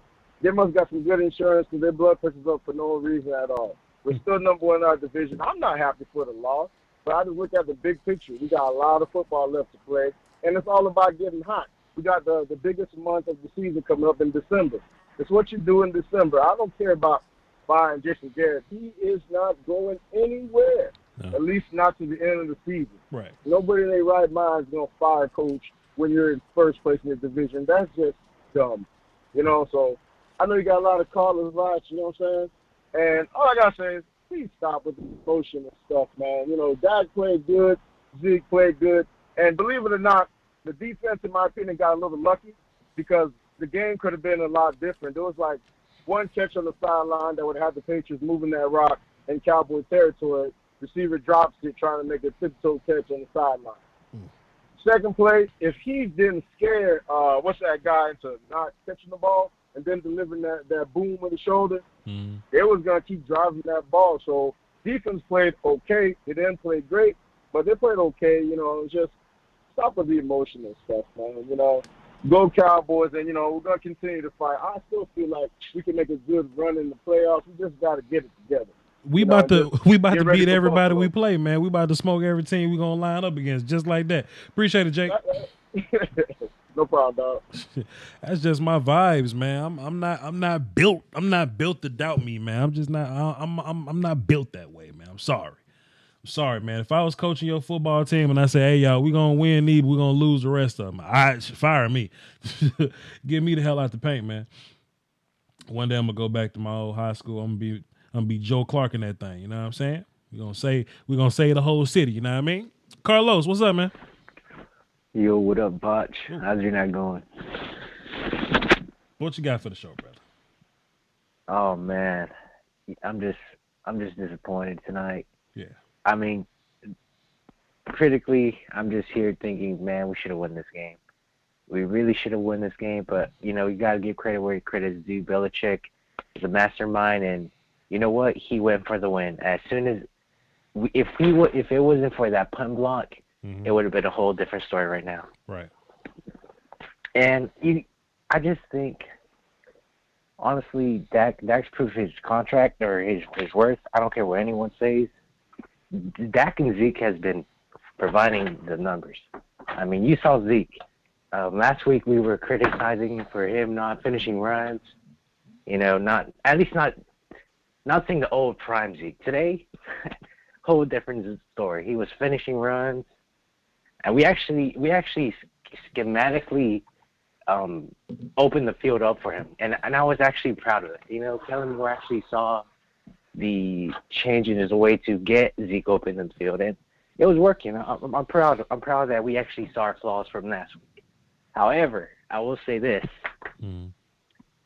I just don't see it. I just feel like we're just playing too conservative, and we're not going for the win or going for the throats, as they say. And I just feel that comes to coaching. And I understand.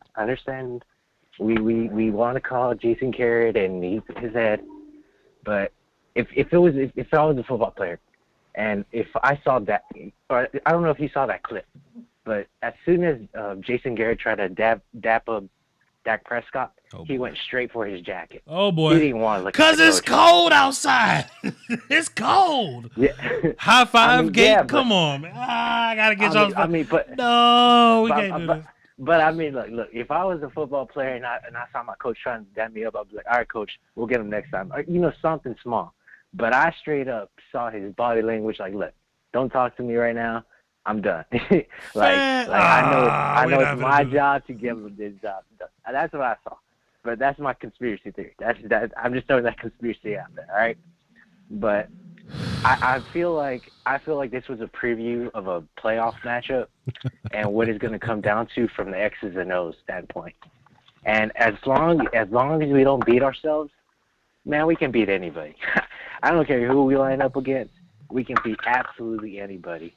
But if we keep beating ourselves with, just holding or even the refs, I just feel the refs, teams in general or teams hate us because we had the star in the helmet. Let's just admit it. We're America's team, and people are always going to hate us because of that. But we just going to have to, beat everybody. We're just going to have to prove it, and hopefully we do get hot in December. I just feel like the game is going to come down to Philly, and but when you run past your coach in 30-degree weather to go and get your coat, oh boy. Carlos, I appreciate you, man. I got 1,000 callers, dog. Thank you for your conspiracy take, sir. Salute to you. All right. Peace. My man said, yeah, Dak don't like Jason Garrett because he wanted to go get his coat in 30-degree weather, rainy 30-degree weather. I can't do it, my guy. Come on. Mac 2 times. What's good, bro? Mac 2 times. Hello? Mac 2 times. Hey, what's going on, bud? What's good, fella? What you got for the show? Yeah, man, it just looked like it wasn't. They didn't plan nothing for. It's like they got out coached. Basically, like on the punt, it was like they didn't have nobody in the backfield for them ready. So it was like, okay, well, that's how they got the false start for that. And it seemed like it's wet, it's raining, and why you don't game plan for that? It would just seem like, okay, let's get some screens going, let's get some little slants, let's get some little quick stuff going on. But it was just like, it didn't seem like they were ready for what was going on. And the defense, it was like a woozy. It was like they were like playing like 5 or 6 yards down the field. It was like, okay, 1st and 10, he 5 yards back, and I was every down I was calling, I was like a woozy. They called every jump was like it seemed like it was on a woozy, and they never he wasn't ever coming up to it, and then when they did, they blitzed and they ended up getting them, but they never kept it like going on, like why you stop doing what you was doing to keep it going, you know what I'm saying? I didn't understand the defense with that. I mean, we stopped them and all. I understand that, but it was just like keep it going. Mm.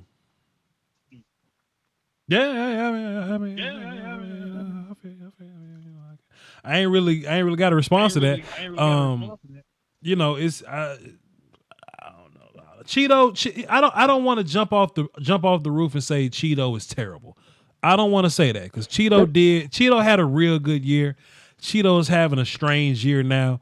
I just think sometimes we live so microwave like that. If Cheeto comes out next year with a brand new technique and a good like a good off season, and maybe Chris Richard teaches him a technique that actually works for him, then we wouldn't be complaining about Cheeto. You know what I mean? We're just complaining about Cheeto now because that's the thing to do. We're complaining about Cheeto, but I'm not ready to push him off. Yeah, I mean, it's kind of like what Philly was doing. They put like 2 linebackers and a safety on Edelman, and you got to prove to me that all the rest of the wide receivers that are trash, that you can beat me, and none of them can do it. So why can't you do the same thing? I don't understand. Well, cause football math really don't work. Just cause something work with one team don't mean it's gonna work with our team.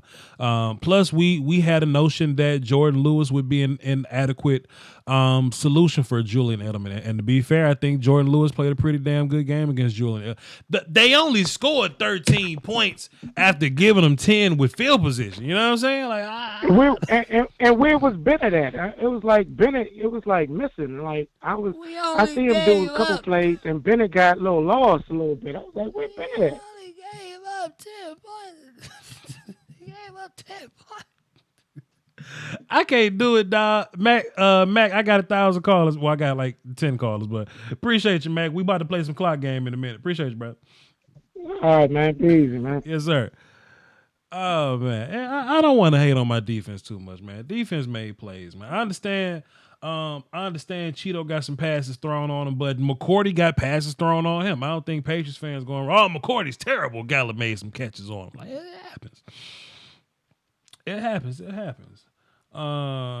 Who is this tagging me in the chat box? Marcus said moral victory. Man, Mark, you still mad, dog? Come on, man. You can't still be mad, Mark. Come on, man. You come on, Mark. Like you still, man. Come on, Mark. You can't be still, man. Come on, man. Different Cam? Cam, what's up? Cam? 318 Cam? Cam? What? Hey, what's wrong with your phone, man? I don't know, it be tripping, lady. Sound like your phone underwater, man. Come on, man. Upgrade that Obama phone. What's up? What you got for the show? Voch. What's up? I'm 16, dog. I'm 16, right? You 16 years old? So, yeah. Ain't you got school tomorrow? No, I'm out for the whole week. Oh, okay, yeah, Thanksgiving, bro. Okay, cool. Okay, you going prom this year? What you going? You going to prom this year? Oh, I don't know. I don't know yet. You know how people be tripping. Yeah, they be tripping, man. You know people be tripping. Yeah, they tripping. What you make on your ACT, fam? 18. That's all right. That's cool. All right. Well, you doing your homework and staying on top of your grades and stuff, and eating your vegetables. Yeah, I got you. That's real talk, man. What you got for the show? Talk to me about your Cowboys, Cam. Okay, on this tripping call. Now I know as an offensive lineman, like you supposed to kick still, right? Yeah. So if somebody follow into you, you can't help like them tripping. Like it's just common nature, right? Cam, it's called dropping your post foot and stepping back inside. It's something that happens thousands of times, Cam. The referee just kind of hold us and threw two flags on it this week. But you can absolutely do that though, Cam. Like I don't know. To me, like on the third down, like on like the drive, on the last drive, really the last drive, I would have ran like on 3rd-and-1. Sure. I don't know. This is me. Like run like a read option, or just do like a RPO. I don't more so think what the matter. I don't think it matters what the play was. I just think whether it was successful or not determines whether people like the call. Because if we would have run it up the middle and didn't convert it, people were saying, oh, man, we're too predictable. We just running up the gut with Zeke again. If we would have ran a sweep to the outside and didn't convert it, wow, we getting cute. We only had 3 yards. Why we not putting the ball in Dak hands? You know what I mean? Like we're not gonna be able to please everybody. You know what I mean? Like I found this kind of funny. Like during the halftime show, like Grant was like, "Well, you know, like the Patriots, you know, we practice during the cold, the heat, snow, blizzard, and all that." And he was like, "Well, you know, Jerry Jones, they just keep them locked up. If it's a little rain outside, a little snow inside, they just go inside. How you feel about that?" Ask the question again. Say it one more time. Like Grant, like on the halftime show on Fox, he was like, the Patriots, we go Gronk outside, is a get civilian. Okay, I got you. Gronk is a civilian Yeah. now, and Gronk don't take roids no more, so he's smaller than he's ever been. So he got to get brand new clothes that fit him because he ain't as big as he used to be no more. Gronk's supposed to go with his team. He is a fan now. Ain't nobody trying to hit it. Gronk got just as much an opinion as these regular ass Patriots fans on the damn Twitter machine. Ain't nobody worried about Gronk, man. Like, I was like, that was kind of stupid to me, but like, I know, like, if it's real raining outside and it's windy, like, every play gonna be perfect. And to be honest, Dak did real good, like, with all the conditions and all that. Mm-hmm. Like, when he saw that new glove, he was a new creature. Man, I was ready to celebrate. Look, I was ready to celebrate when Dak put the glove on. The first pass was a deep seam to Michael Gallup, and I was ready to celebrate. We just couldn't pull it off, so I couldn't. You know what I mean? I couldn't really celebrate like I wanted to. But hey, 16-year-old Cam, thanks for calling in, bro. One more thing, since you 16, I just want to pass on some good advice, man. Be respectful to women, open the door for them and all that, and use rubbers and don't get anybody pregnant. You way too young for that right now. Appreciate you, man. Appreciate it. Yeah. That's sound advice right there. That's what we do on Voch Lombardi show. It's deeper than football. We giving life advice on the Voch Lombardi show. That's real advice, boy. I wish somebody told me to. Wish somebody would have gave me good advice when I was 16. You know what I mean? I turned out okay. I don't have any kids or nothing like that, but it would have been nice if somebody told me that. You know what I mean? I try to be positive to the youth and all that. One more platinum call that we're gonna play clock game. Jay, what's up? What's up, man? How you doing, man? Everything, brother. What you got for the show? Talk to me about your Cowboys. Oh yeah, man. I call in, man, when we lose because it seems like it's more interesting a little bit. I don't know why, man, but I tell you why. Watch this. I'll tell you exactly why, Jay. Because when we winning, everybody's saying the same thing. We won. But when we lose, it's 1,000 different angry opinions, and you just want to hear them all and and just sift through. A lot of them is the same. You know why? Mm-hmm. We always lose the same way. We always down by a touchdown or a field goal, and we always got to come back in these last 2 minutes. It's like, when does that stop, man? When do we dominate games and like push through them? Like, I want to see us at like 12-4. It's like we headed towards that 8-8 thing again, man. We can't keep doing this, man. The Bills, you can't overlook the Bills, man. They playing decent for them. Sure. They got a good defense, and I'm saying their offense is basically as good as the Patriots' offense is right now, and their defense might be on the same level. So we couldn't. I mean, we have too many mistakes every game. It's like we always got to keep coming back. Mm-hmm. Sure. So, like, what you think is the cause of it, man? I want to ask you questions. Like, what you think is the cause of the problem? We have to sort out, as an offense, in my opinion, we have to sort out drive killers. We got to sort out drive killers, and we got to make, and not only offense though, but it's really going to start with offense. We have to sort out these situations where we're not putting the entire team in a bind. I remember once upon a time, the New Orleans Saints with Drew Brees, with Sean Payton, they had the number one offense in the league 3 years in a row, but they was terrible those 3 years in a row because they would do things that put that put themselves in bad situations, right? So we could move the ball, we could score, but it's hard for any team to move when it's like 2nd and 15. You know what I mean? It's hard to do anything when you convert a 3rd and 10 and they call it back and it turn into a 3rd and 20. You know what I'm saying? To where if we would have scored a little more efficiently, the defense wouldn't be on the field for this drive. Or if we score a touchdown, Maher wouldn't have to kick a 3-yard field goal. I mean, a 3-point. That first field goal, man, that's like a 50-yard field goal in the rain, man. Like, come on, I think that's expecting a little bit too much from your field goal kicker, though. Hey man, Maher got to make them shits, man. That's what we call on them for. That's what we call on them for. You know what I mean? If we can look at Dak Prescott and say, all right, Dak, if you want to make the big bucks, big man, you want to make some big bucks, Dak, we're going to put you on the 10-yard line. We want you to drive 90 yards in the rain. We down by 4, get in the end zone. That's asking a lot for Dak, but shit, but that's what we need to do. We need to do it. Man, Dak been playing his ass off lately, man. You know, but the thing about it is like, okay, with the Patriots, like they very rarely get a holding call on the offensive line though. Like if you pay attention, like they didn't get like one holding call all game. I don't want to ever and I say think that's unrealistic. That's unrealistic for nobody to get not one holding call. I don't ever want to say somebody cheating. I don't ever want to say I that. think. Oh, what about the dude on top of the building? I know you heard about that. Yeah, I saw that motherfucker up there with that goddamn camera. I saw him. I saw the motherfucker scouting and cheating. I saw the motherfucker up there cheating. I wasn't gonna say nothing. I saw the look, and he was way far away. You ever seen the movie Wanted, where they curved the bullets and shit? That motherfucker sniping from 6 buildings away. I saw him. But hey, we played a good game, man. We just had too many mistakes, man, and a couple, balls didn't bounce our way. But I still think it come down to coaching, man, because look, it's coming down to 8-8 again. Look, we almost at 500 again.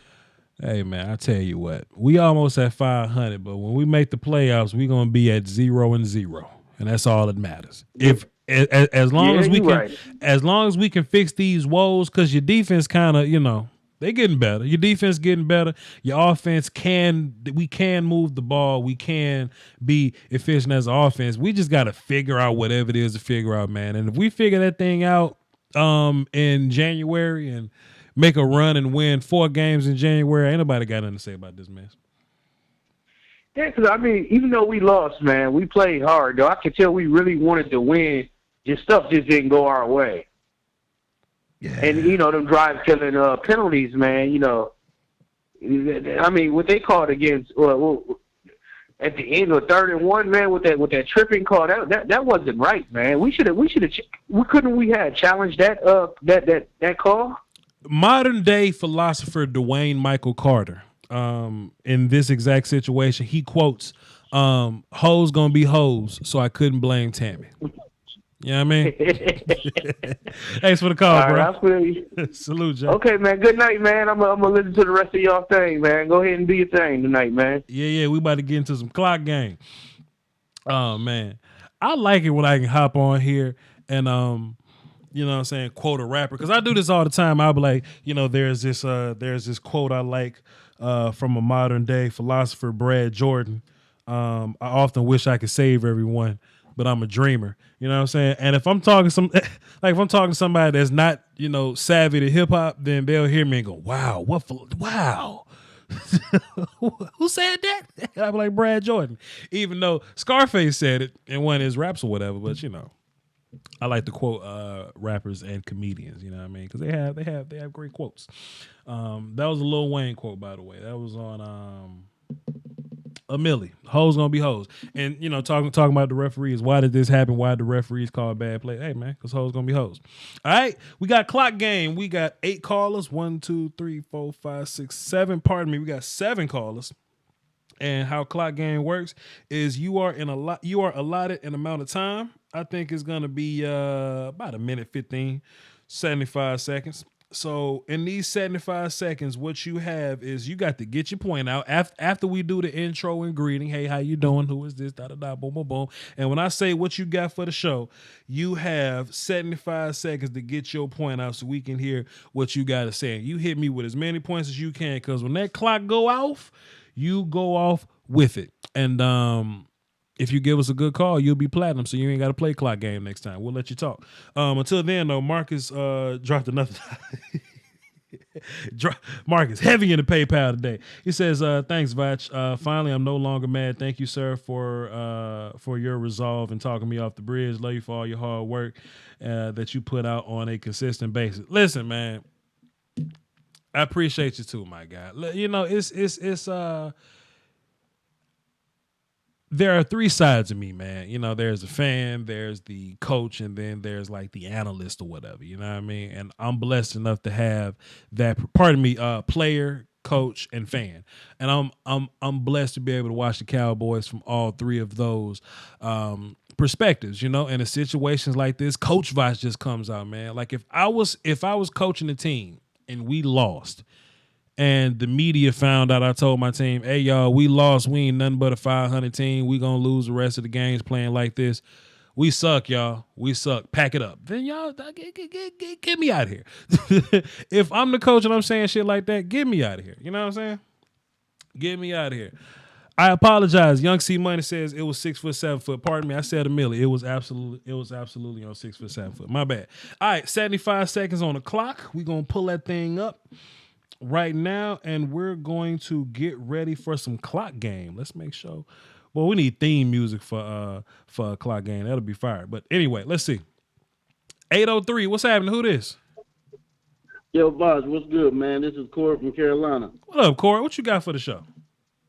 Man, listen, I'm going to hit some quick points. First of all, shout out to Sean Lee, Jeff Heath, Jordan Lewis. They did a hell of a job. Everybody relax. We played a hell of a game today. You got to fucking relax. Excuse my language. You got Sorry. right. Anyway, you fucking right. We got it special teams.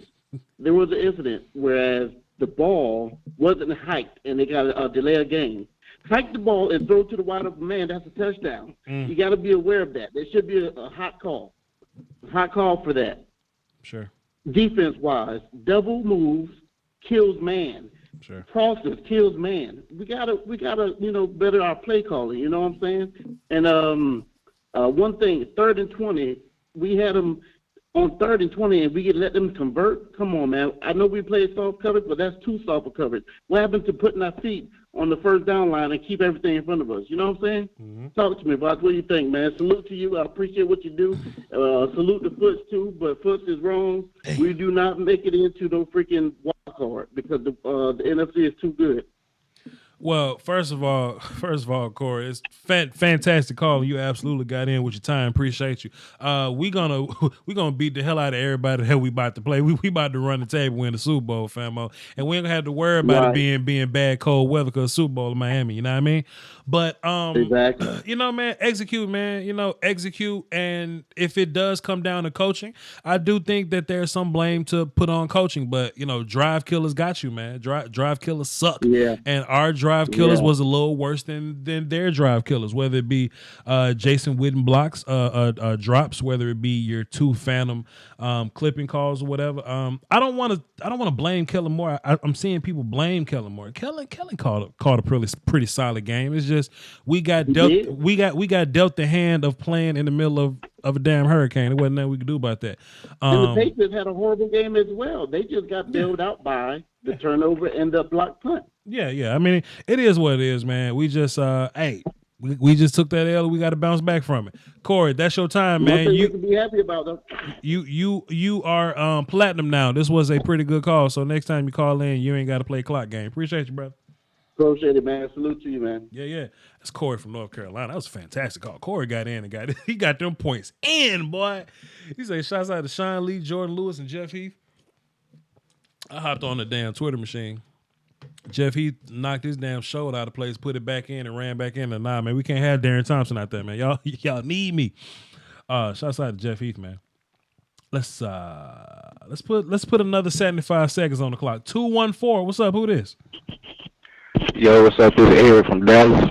Hold on now. Let me turn my sound down because you screamed in my phone there. My fault. Who this? Oh, this is Eric from Dallas. Eric from Dallas. My bad, my guy. What you got for the show? Hey man, one thing I just want to see better situational football. That's all I want to see, honestly. You know, people got to understand Kellen Moore is gonna make his mistakes. It's his first year coaching. Sure. He gonna make his mistakes. You know, he ain't made a name for himself. He don't know how this NFL go yet. So people got to be patient.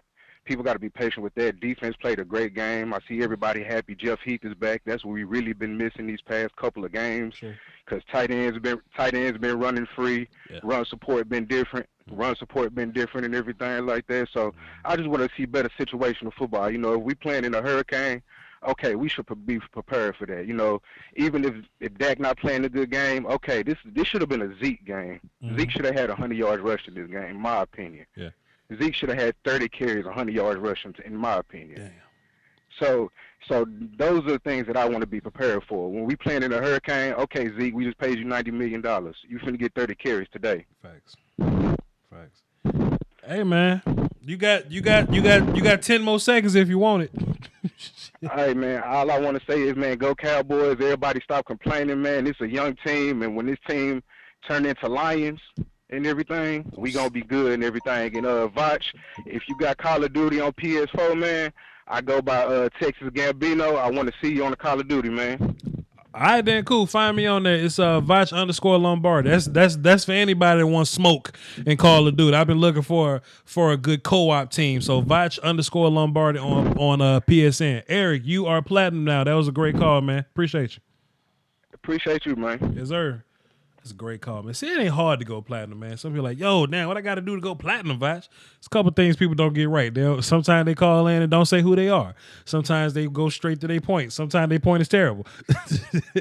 Sometimes their intro don't go right. It's a lot of reasons why, you know. Sometimes people call in and don't turn their house down. Sometimes they have an argument with their wife. It's a lot of reasons why you don't go platinum, but it's pretty easy to go platinum once you're there. All right, let's reset the clock. Clock game going fantastic, by the way. Let's see what we got. 205. What's happening? Who this? Huh? Who this? What's going on, man? What, you got me on speakerphone? Yeah. Okay, well, pick up the phone then, because you sound like the phone in the kitchen and you outside. Hello? Can you hear me? Hell no. Turn your house up. Put that down. Can you hear me? Yeah, what's up? Sorry about that, man. I had a problem with my phone. I'm Charles from Birmingham, long-time Cowboy fan. I got you. 78, man. And, I'm going to say this, man. You the best at what you do, man. Damn. I have watched a lot of YouTubers, and I think you probably top 5 of all these people. But, I got to say this. I've been watching Cowboys ever since 78. Ever since I was a little boy. And I'm just telling you, man, I just, something is missing. I just really believe something is missing. I think Jason Garrett is an all-right coach, but he's just not that kind of coach that's going to get us to the next level. Mm-hmm. And like I said, like today, those 2 clipping plays, those 2 clipping, but you don't hit me in and out. You got to make plays. Mm-hmm. And like I said, one problem I am having with Jerry Jones is that when Troy Aikman got his money, everybody was happy. Mm-hmm. Everybody was glad. Everybody was drinking a nice glass of water outside. When Tony Romo went he got his money. Mm-hmm. Nobody had a problem. Now that he got his money, the only problem I got, when it's our turn, we can't get our money. Mm. Now, we got it at the Cleveland. We had to go to Cowboys to get his money. Yeah. Can't say I'm not going to get my shoulder worked on until you get my money. Yeah. All the black players had to threaten to get their money. But when it comes to us, we just can't get our money. Now, it clearly seems to me that deserves his money. Right. We're going to have to start winning these games like playing New England, playing the Rams, playing these teams like this with winning records. You don't hit it. This is the only hold-up I believe. He can't. And another thing, too. You don't care. I would not be telling more of their offensive coordinator. That was their first mistake. They should have never did that. Let me hang up on you. Wait. He said, wait a minute, Tom. Let me stop. Let me stop a second. One more statement. You say, hold on. You say. I want to send this to Jason Garrett. Your time is almost over. You say they shouldn't have hired Kellen Moore? You had a lot to do with Terrell Owens leading them. You had your hand in that. You had a lot to do with a lot of players leading them. You had your hand in it, and now you and Jason Witten will be twins. Okay, Charles. Okay, Charles. Let me ask you a question. So you say Kellen Moore shouldn't be the offense coordinator? I don't think he should have. I don't think. All right, Charles. I gotta go, man. I appreciate you, man. Hey, Charles. Next time you call in, I got you, man. Appreciate you, Appreciate you. I gotta get you, man. That boy. Look, this is what I like about Charles, right? He called in, and he's platinum, by the way. Charles called in, he was like, yeah, so, we calm, Voch. I tell you what, man, I don't know what it is about Charles, but I tell you what, you shouldn't have go. You shouldn't have this, that. They got to go, and they got to go. You shouldn't have got Kellen Moore up here. Christian Shaw wasn't no good either. Jerry Jones ain't no good. That's the reason why T.O. left. Y'all probably heard nothing about what he said about T.O. He talked about T.O. for 10 whole seconds. I bet y'all ain't hear it. He said Jason Garrett was the reason why T.O. and Rolando McClain left. Y'all ain't even hear that. Y'all ain't even hear that man talk about T.O. and Rolando McClain. Y'all ain't hear that. Y'all wasn't focused. I know y'all didn't. The man said, yep, Jason Garrett's at the end of his road, and that's why T.O. left. I said, what? My goodness. 347, did you hear Charles talk about T.O. or was I bugging? No. I heard him talk about T.O. Yeah. Okay, cool. The chat box didn't hear. Who's this? This is Chris from New York. What's happening, Chris? How you doing today? I'm doing good. How are you? Is my time on? No, sir. You have not started yet. I'm about to type in Chris because it sounds like you got a solid little platform going. The background sounds good. The house is turned down low. I can hear you pretty well, and I think you're about to hit us with some good facts, Chris. What you got for the show? All right, Voch. Well, I think we should have went for it on that 4th and 7, and I have some numbers to kind of back it up. So okay. The first two scoring drives for the Patriots in the first half, to get the touchdown and the field goal for turnovers, they only traveled a distance of 15 yards. Damn. With the exception of those two plays, and obviously the other field goal they got later in the game, the farthest they had got on us is I think up to our 24-yard line. So if you go for the 4th and 7 there, right, even if you don't get it, they're not going to be able to travel that amount of distance because their offense hasn't been really good all year.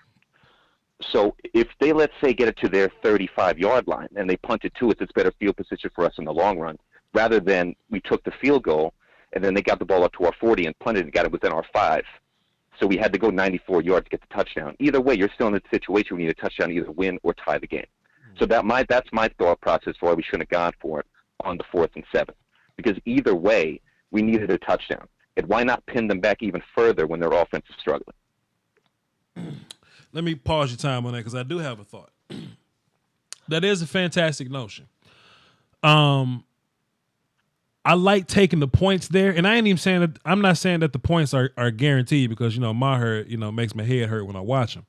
But I think that works if we pin the Patriots back, make a stop, and we get good field position. However, what if they get a first down and run the clock and we don't get the ball back? That's the one kind of line of thinking that kind of got me on the fence about it. Now, what we did is we took the points, we kicked it, and like that's another variable because even after kicking the ball back, maybe we didn't play good defense there, but we did, play defense good and get the ball back. So it kind of worked. Plus, Dak got three timeouts at the end of it to kind of play ball with. I think it's kind of up and down. It's kind of it's a very hindsight thing for all of us to do. But I don't mind your thought process either. But I think both ways would have worked out if the execution was there. Right, and I'll just answer real quick because I know that I'm running low on time. But at that point in the game, at least in my opinion, the defense has been playing so well. And by the way, we're a top 10 defense despite popular opinion. But our defense has been playing so well up to that point. I mean, I would kind of bank on them. If they get the first down, then, hey, at least we, took the initiative and kind of, put confidence in our offense that, hey, we can get a score here. We can get this first down. Because they get that first down, we're within their 5-yard line. And you got to believe Zeke or somebody's going to get a touchdown there, right? And let me just pause your time on that, too. The defense played really well. I do agree. Just another thing that kind of like spooks me a little bit is that's 4th and 7. If it was like 4th and 3, then let's figure this out. Let's go do this. But that defense kind of been giving you fits all day. And even if you was able to move the ball on them, they're even better in the red zone. So third and 7. I mean, what was that? 3rd and 7, 4th and 7. It's a rough call, man. It's a rough call. Yeah, no, for sure. I definitely hear you. But I mean, at least in my opinion, if I was, which I'm not, but if I was, I would have went for it. Sure. In that situation, just me personally. But hey, Voch, thank you for having me, man. And I'm gonna see you on Call of Duty, man. I got those attacked helicopters waiting for you, dog. Have a good night. That's what I'm talking about, Chris. You're platinum now, so next time you call, you ain't got to play clock game. Great call. I like when y'all call with numbers and facts and shit and the actual thought behind your points. I love that. I was gonna say something. What was I gonna say? I was gonna say something interesting. I can't think of it. I don't know. Maybe I was going to hit him with the clock or whatever. Yeah, that's the clock right there. There's clock go. Once again, Voch Lombardi on Call of Duty, VOCH _ Lombardi. I'm even playing Shield right now. If that's y'all thing, some of y'all may not know what Shield is. I mean, what Sword and Shield is, but the rest of y'all that do know, if you know, you know. I'm playing that as well. So, so what's happening? What y'all want to do? Get y'all ass smoke around here. Let's see. We got 3 more callers. Let's figure this out so we can go to bed. 210. Who this? Yeah, this is Reggie. What's up, Reggie? Calling from VA. You sound like somebody holding you hostage, Reggie. You okay? No, I'm good. 100%. Somebody got a gun in your head, Reggie. Y'all let Reggie go. I want to say, yeah, I'm good, man. 100%. But I want to say shout out to the Voch squad, the ass whoop team. Yes, sir. You know, Law Nation, which essentially got me onto Voch team and everything like that, and everybody else that's been represented on the YouTube squad. You know, squad. Go ahead and put that out there. But from what I've seen from the game, I'm gonna say this. For all of these people that say Jason Witten, they've been babying Jason Witten and letting him stay in most of the game. I'm wondering what game you're watching, because from what I've seen, and coaching staff too, I'm going to throw that in there, because from what I've seen, they tried to throw the whole kitchen sink at New England. Sure. They didn't even wait till halftime to make adjustments. We seen double tight end sets. This was before halftime, if I'm correct on that. Yep. Where Jason Witten was out those 2 drives. That wasn't even a part of that. Amari Cooper was out, not even hurt. Let me pause your time there.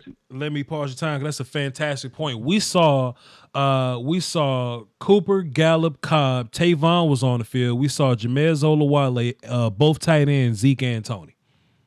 That's a lot of diversity, man. That's a lot of diversity on offense. Great point. So what that tells me is they were making adjustments in the midst of the game. Sure. They said, "Oh, this weather is horrible.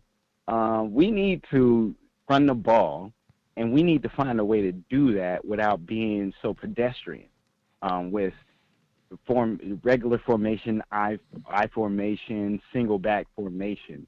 So that let me know, okay, they're coaching on the fly here. So for all of you out here who make these weird points about these players and stuff, I'm wondering, or even coaching, I want you to just relax for a moment, because obviously you didn't see coaching at his fine point with the Cowboys. Nothing we've seen showed that the Cowboys were not equipped to actually beat New England.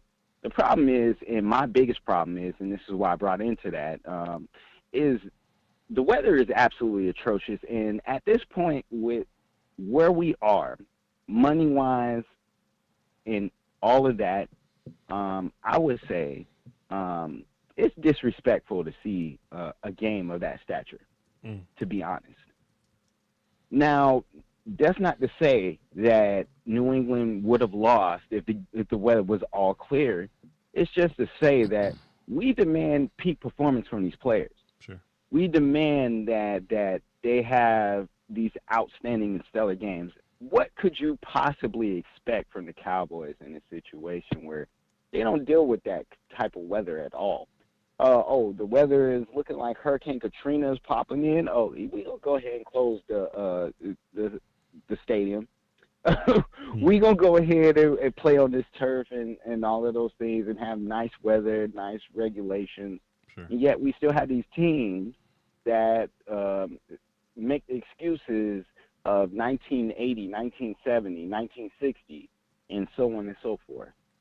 When it comes to weather conditions, and try to use it as a format in the actual home court advantage, or I should say home field advantage.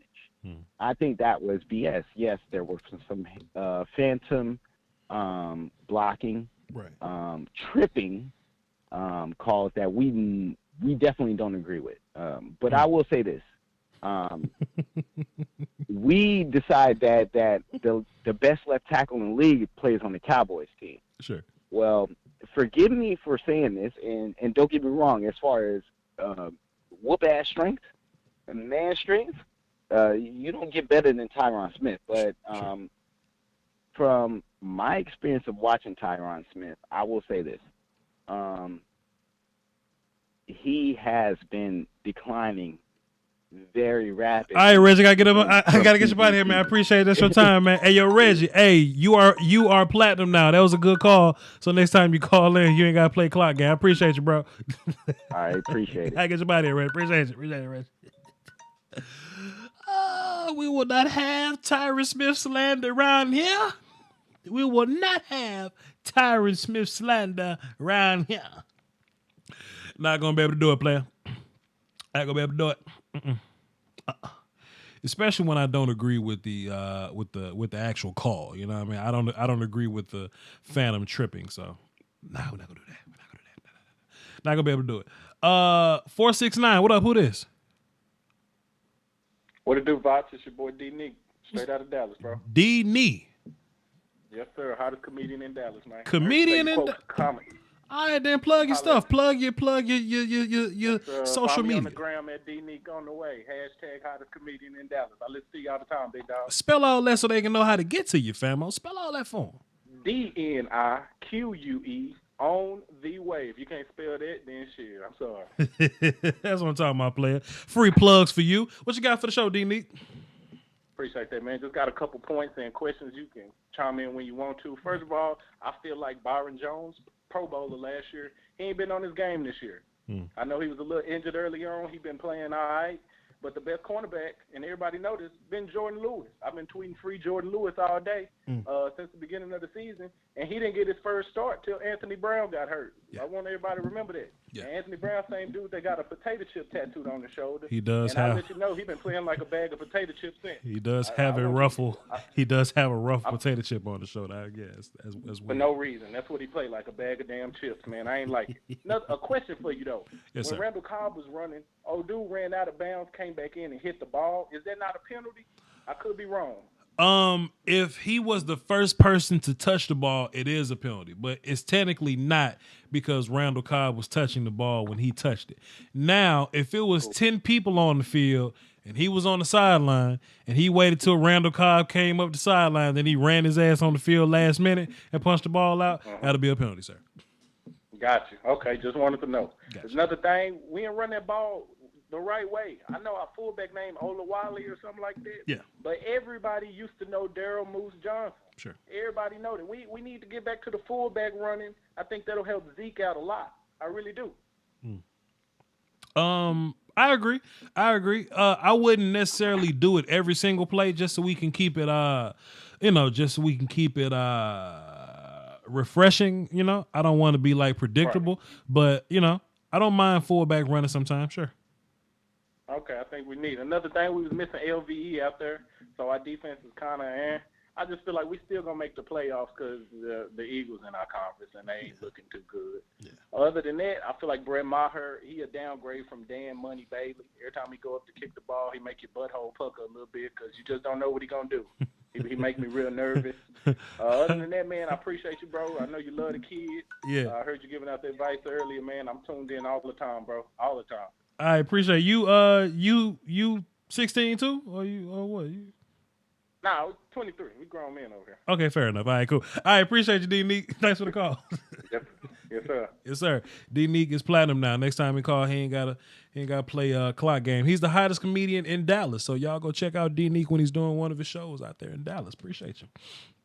When I come to Dallas for the Rams game, maybe we'll go see a D Neek show. Hey, who knows? I am coming to Dallas for the Rams game. I don't know if I want to do a big thing with y'all. I kind of just want to chill with the lady and just call that shit a weekend or whatever. But I will be out there for the Rams game. So if y'all out there and when y'all may bump into me, say what's up. Because I ain't doing nothing else. Last call of the night. Let me reset the clock for clock game. We going to get this in or we going to go to bed, y'all, because we sick. We sick tonight. It is what it is. Let's go 702. What's up? Who this? Hey, Bosh, this is Tonio, first time caller, long time listener, right? What up, Tony? What up? I mean, my bad. What's good, Tony? Somebody fighting at your house? Nah, not at all. That's my other phone. So I don't even think we just had that bad of a game. Oh, okay. Dak played decent with Brady.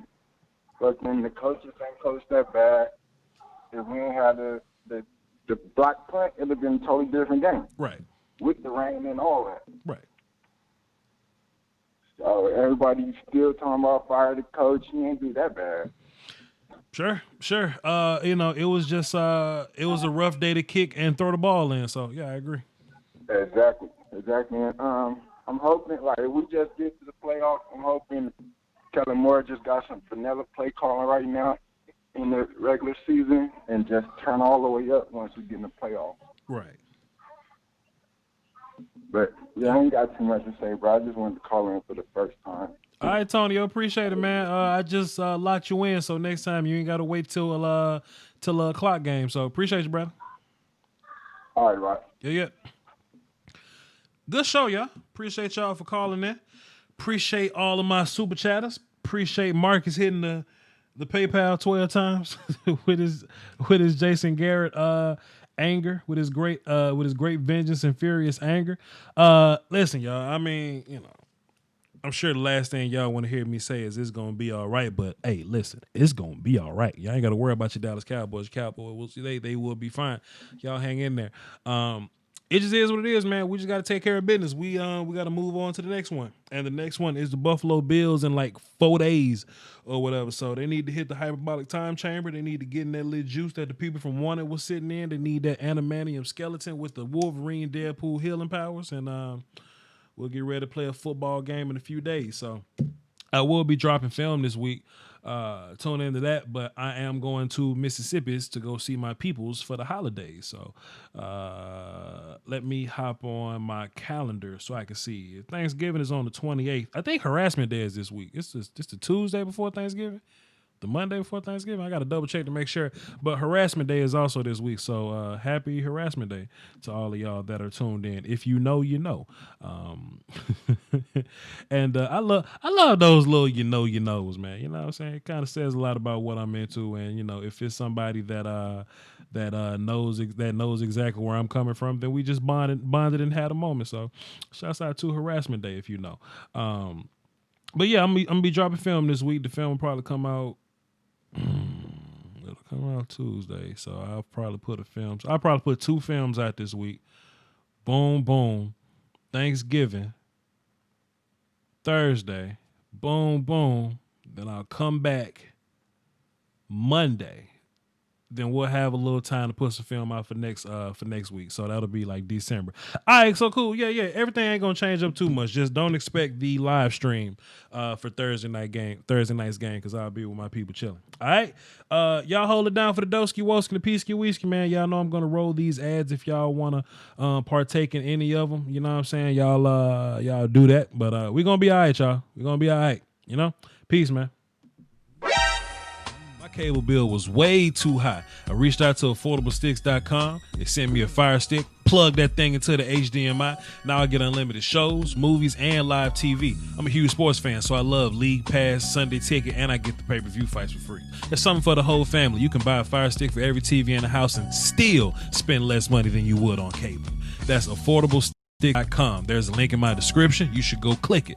Cut the cord, man. The YouTube Illuminati is taking money away from your favorite content creators, and people often ask the best way to support the channel directly. I tell them that's subscribing to my Patreon. Just $1 a month would increase production and the frequency of uploads. Basically, that means more content for you. For less than a bag of almond M&Ms, you can support the channel, call dibs on requests for future videos, and you can have access to Patreon exclusive material like my throwback film sessions. That's patreon.com/Voch.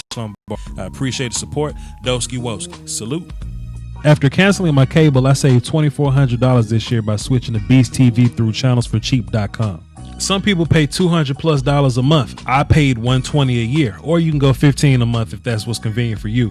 You get 2,500 HD channels. 1,000 of those are in English, and there are plenty other international channels, TV Guide, and we get all the sports. One of my favorite things is multi-screen feature. So if I don't know what I want to watch, I can tune into 4 different channels that you can watch on 4 different devices, and it's available on Fire Stick, smart TVs, tablets, and if you're on the go, you can watch TV on your phone. Hit the link in my description or go to channelsforcheap.com where you can get a free 7-day trial. That's a whole week for you to just sit down and play with it and see what you like about it, then come back and make a purchase. If you have any questions, go to channelsforcheap.com, hit this little button right here, and they'll respond to you immediately. That is channels4cheap.com. The link is in the description. I highly recommend it. Let's do it.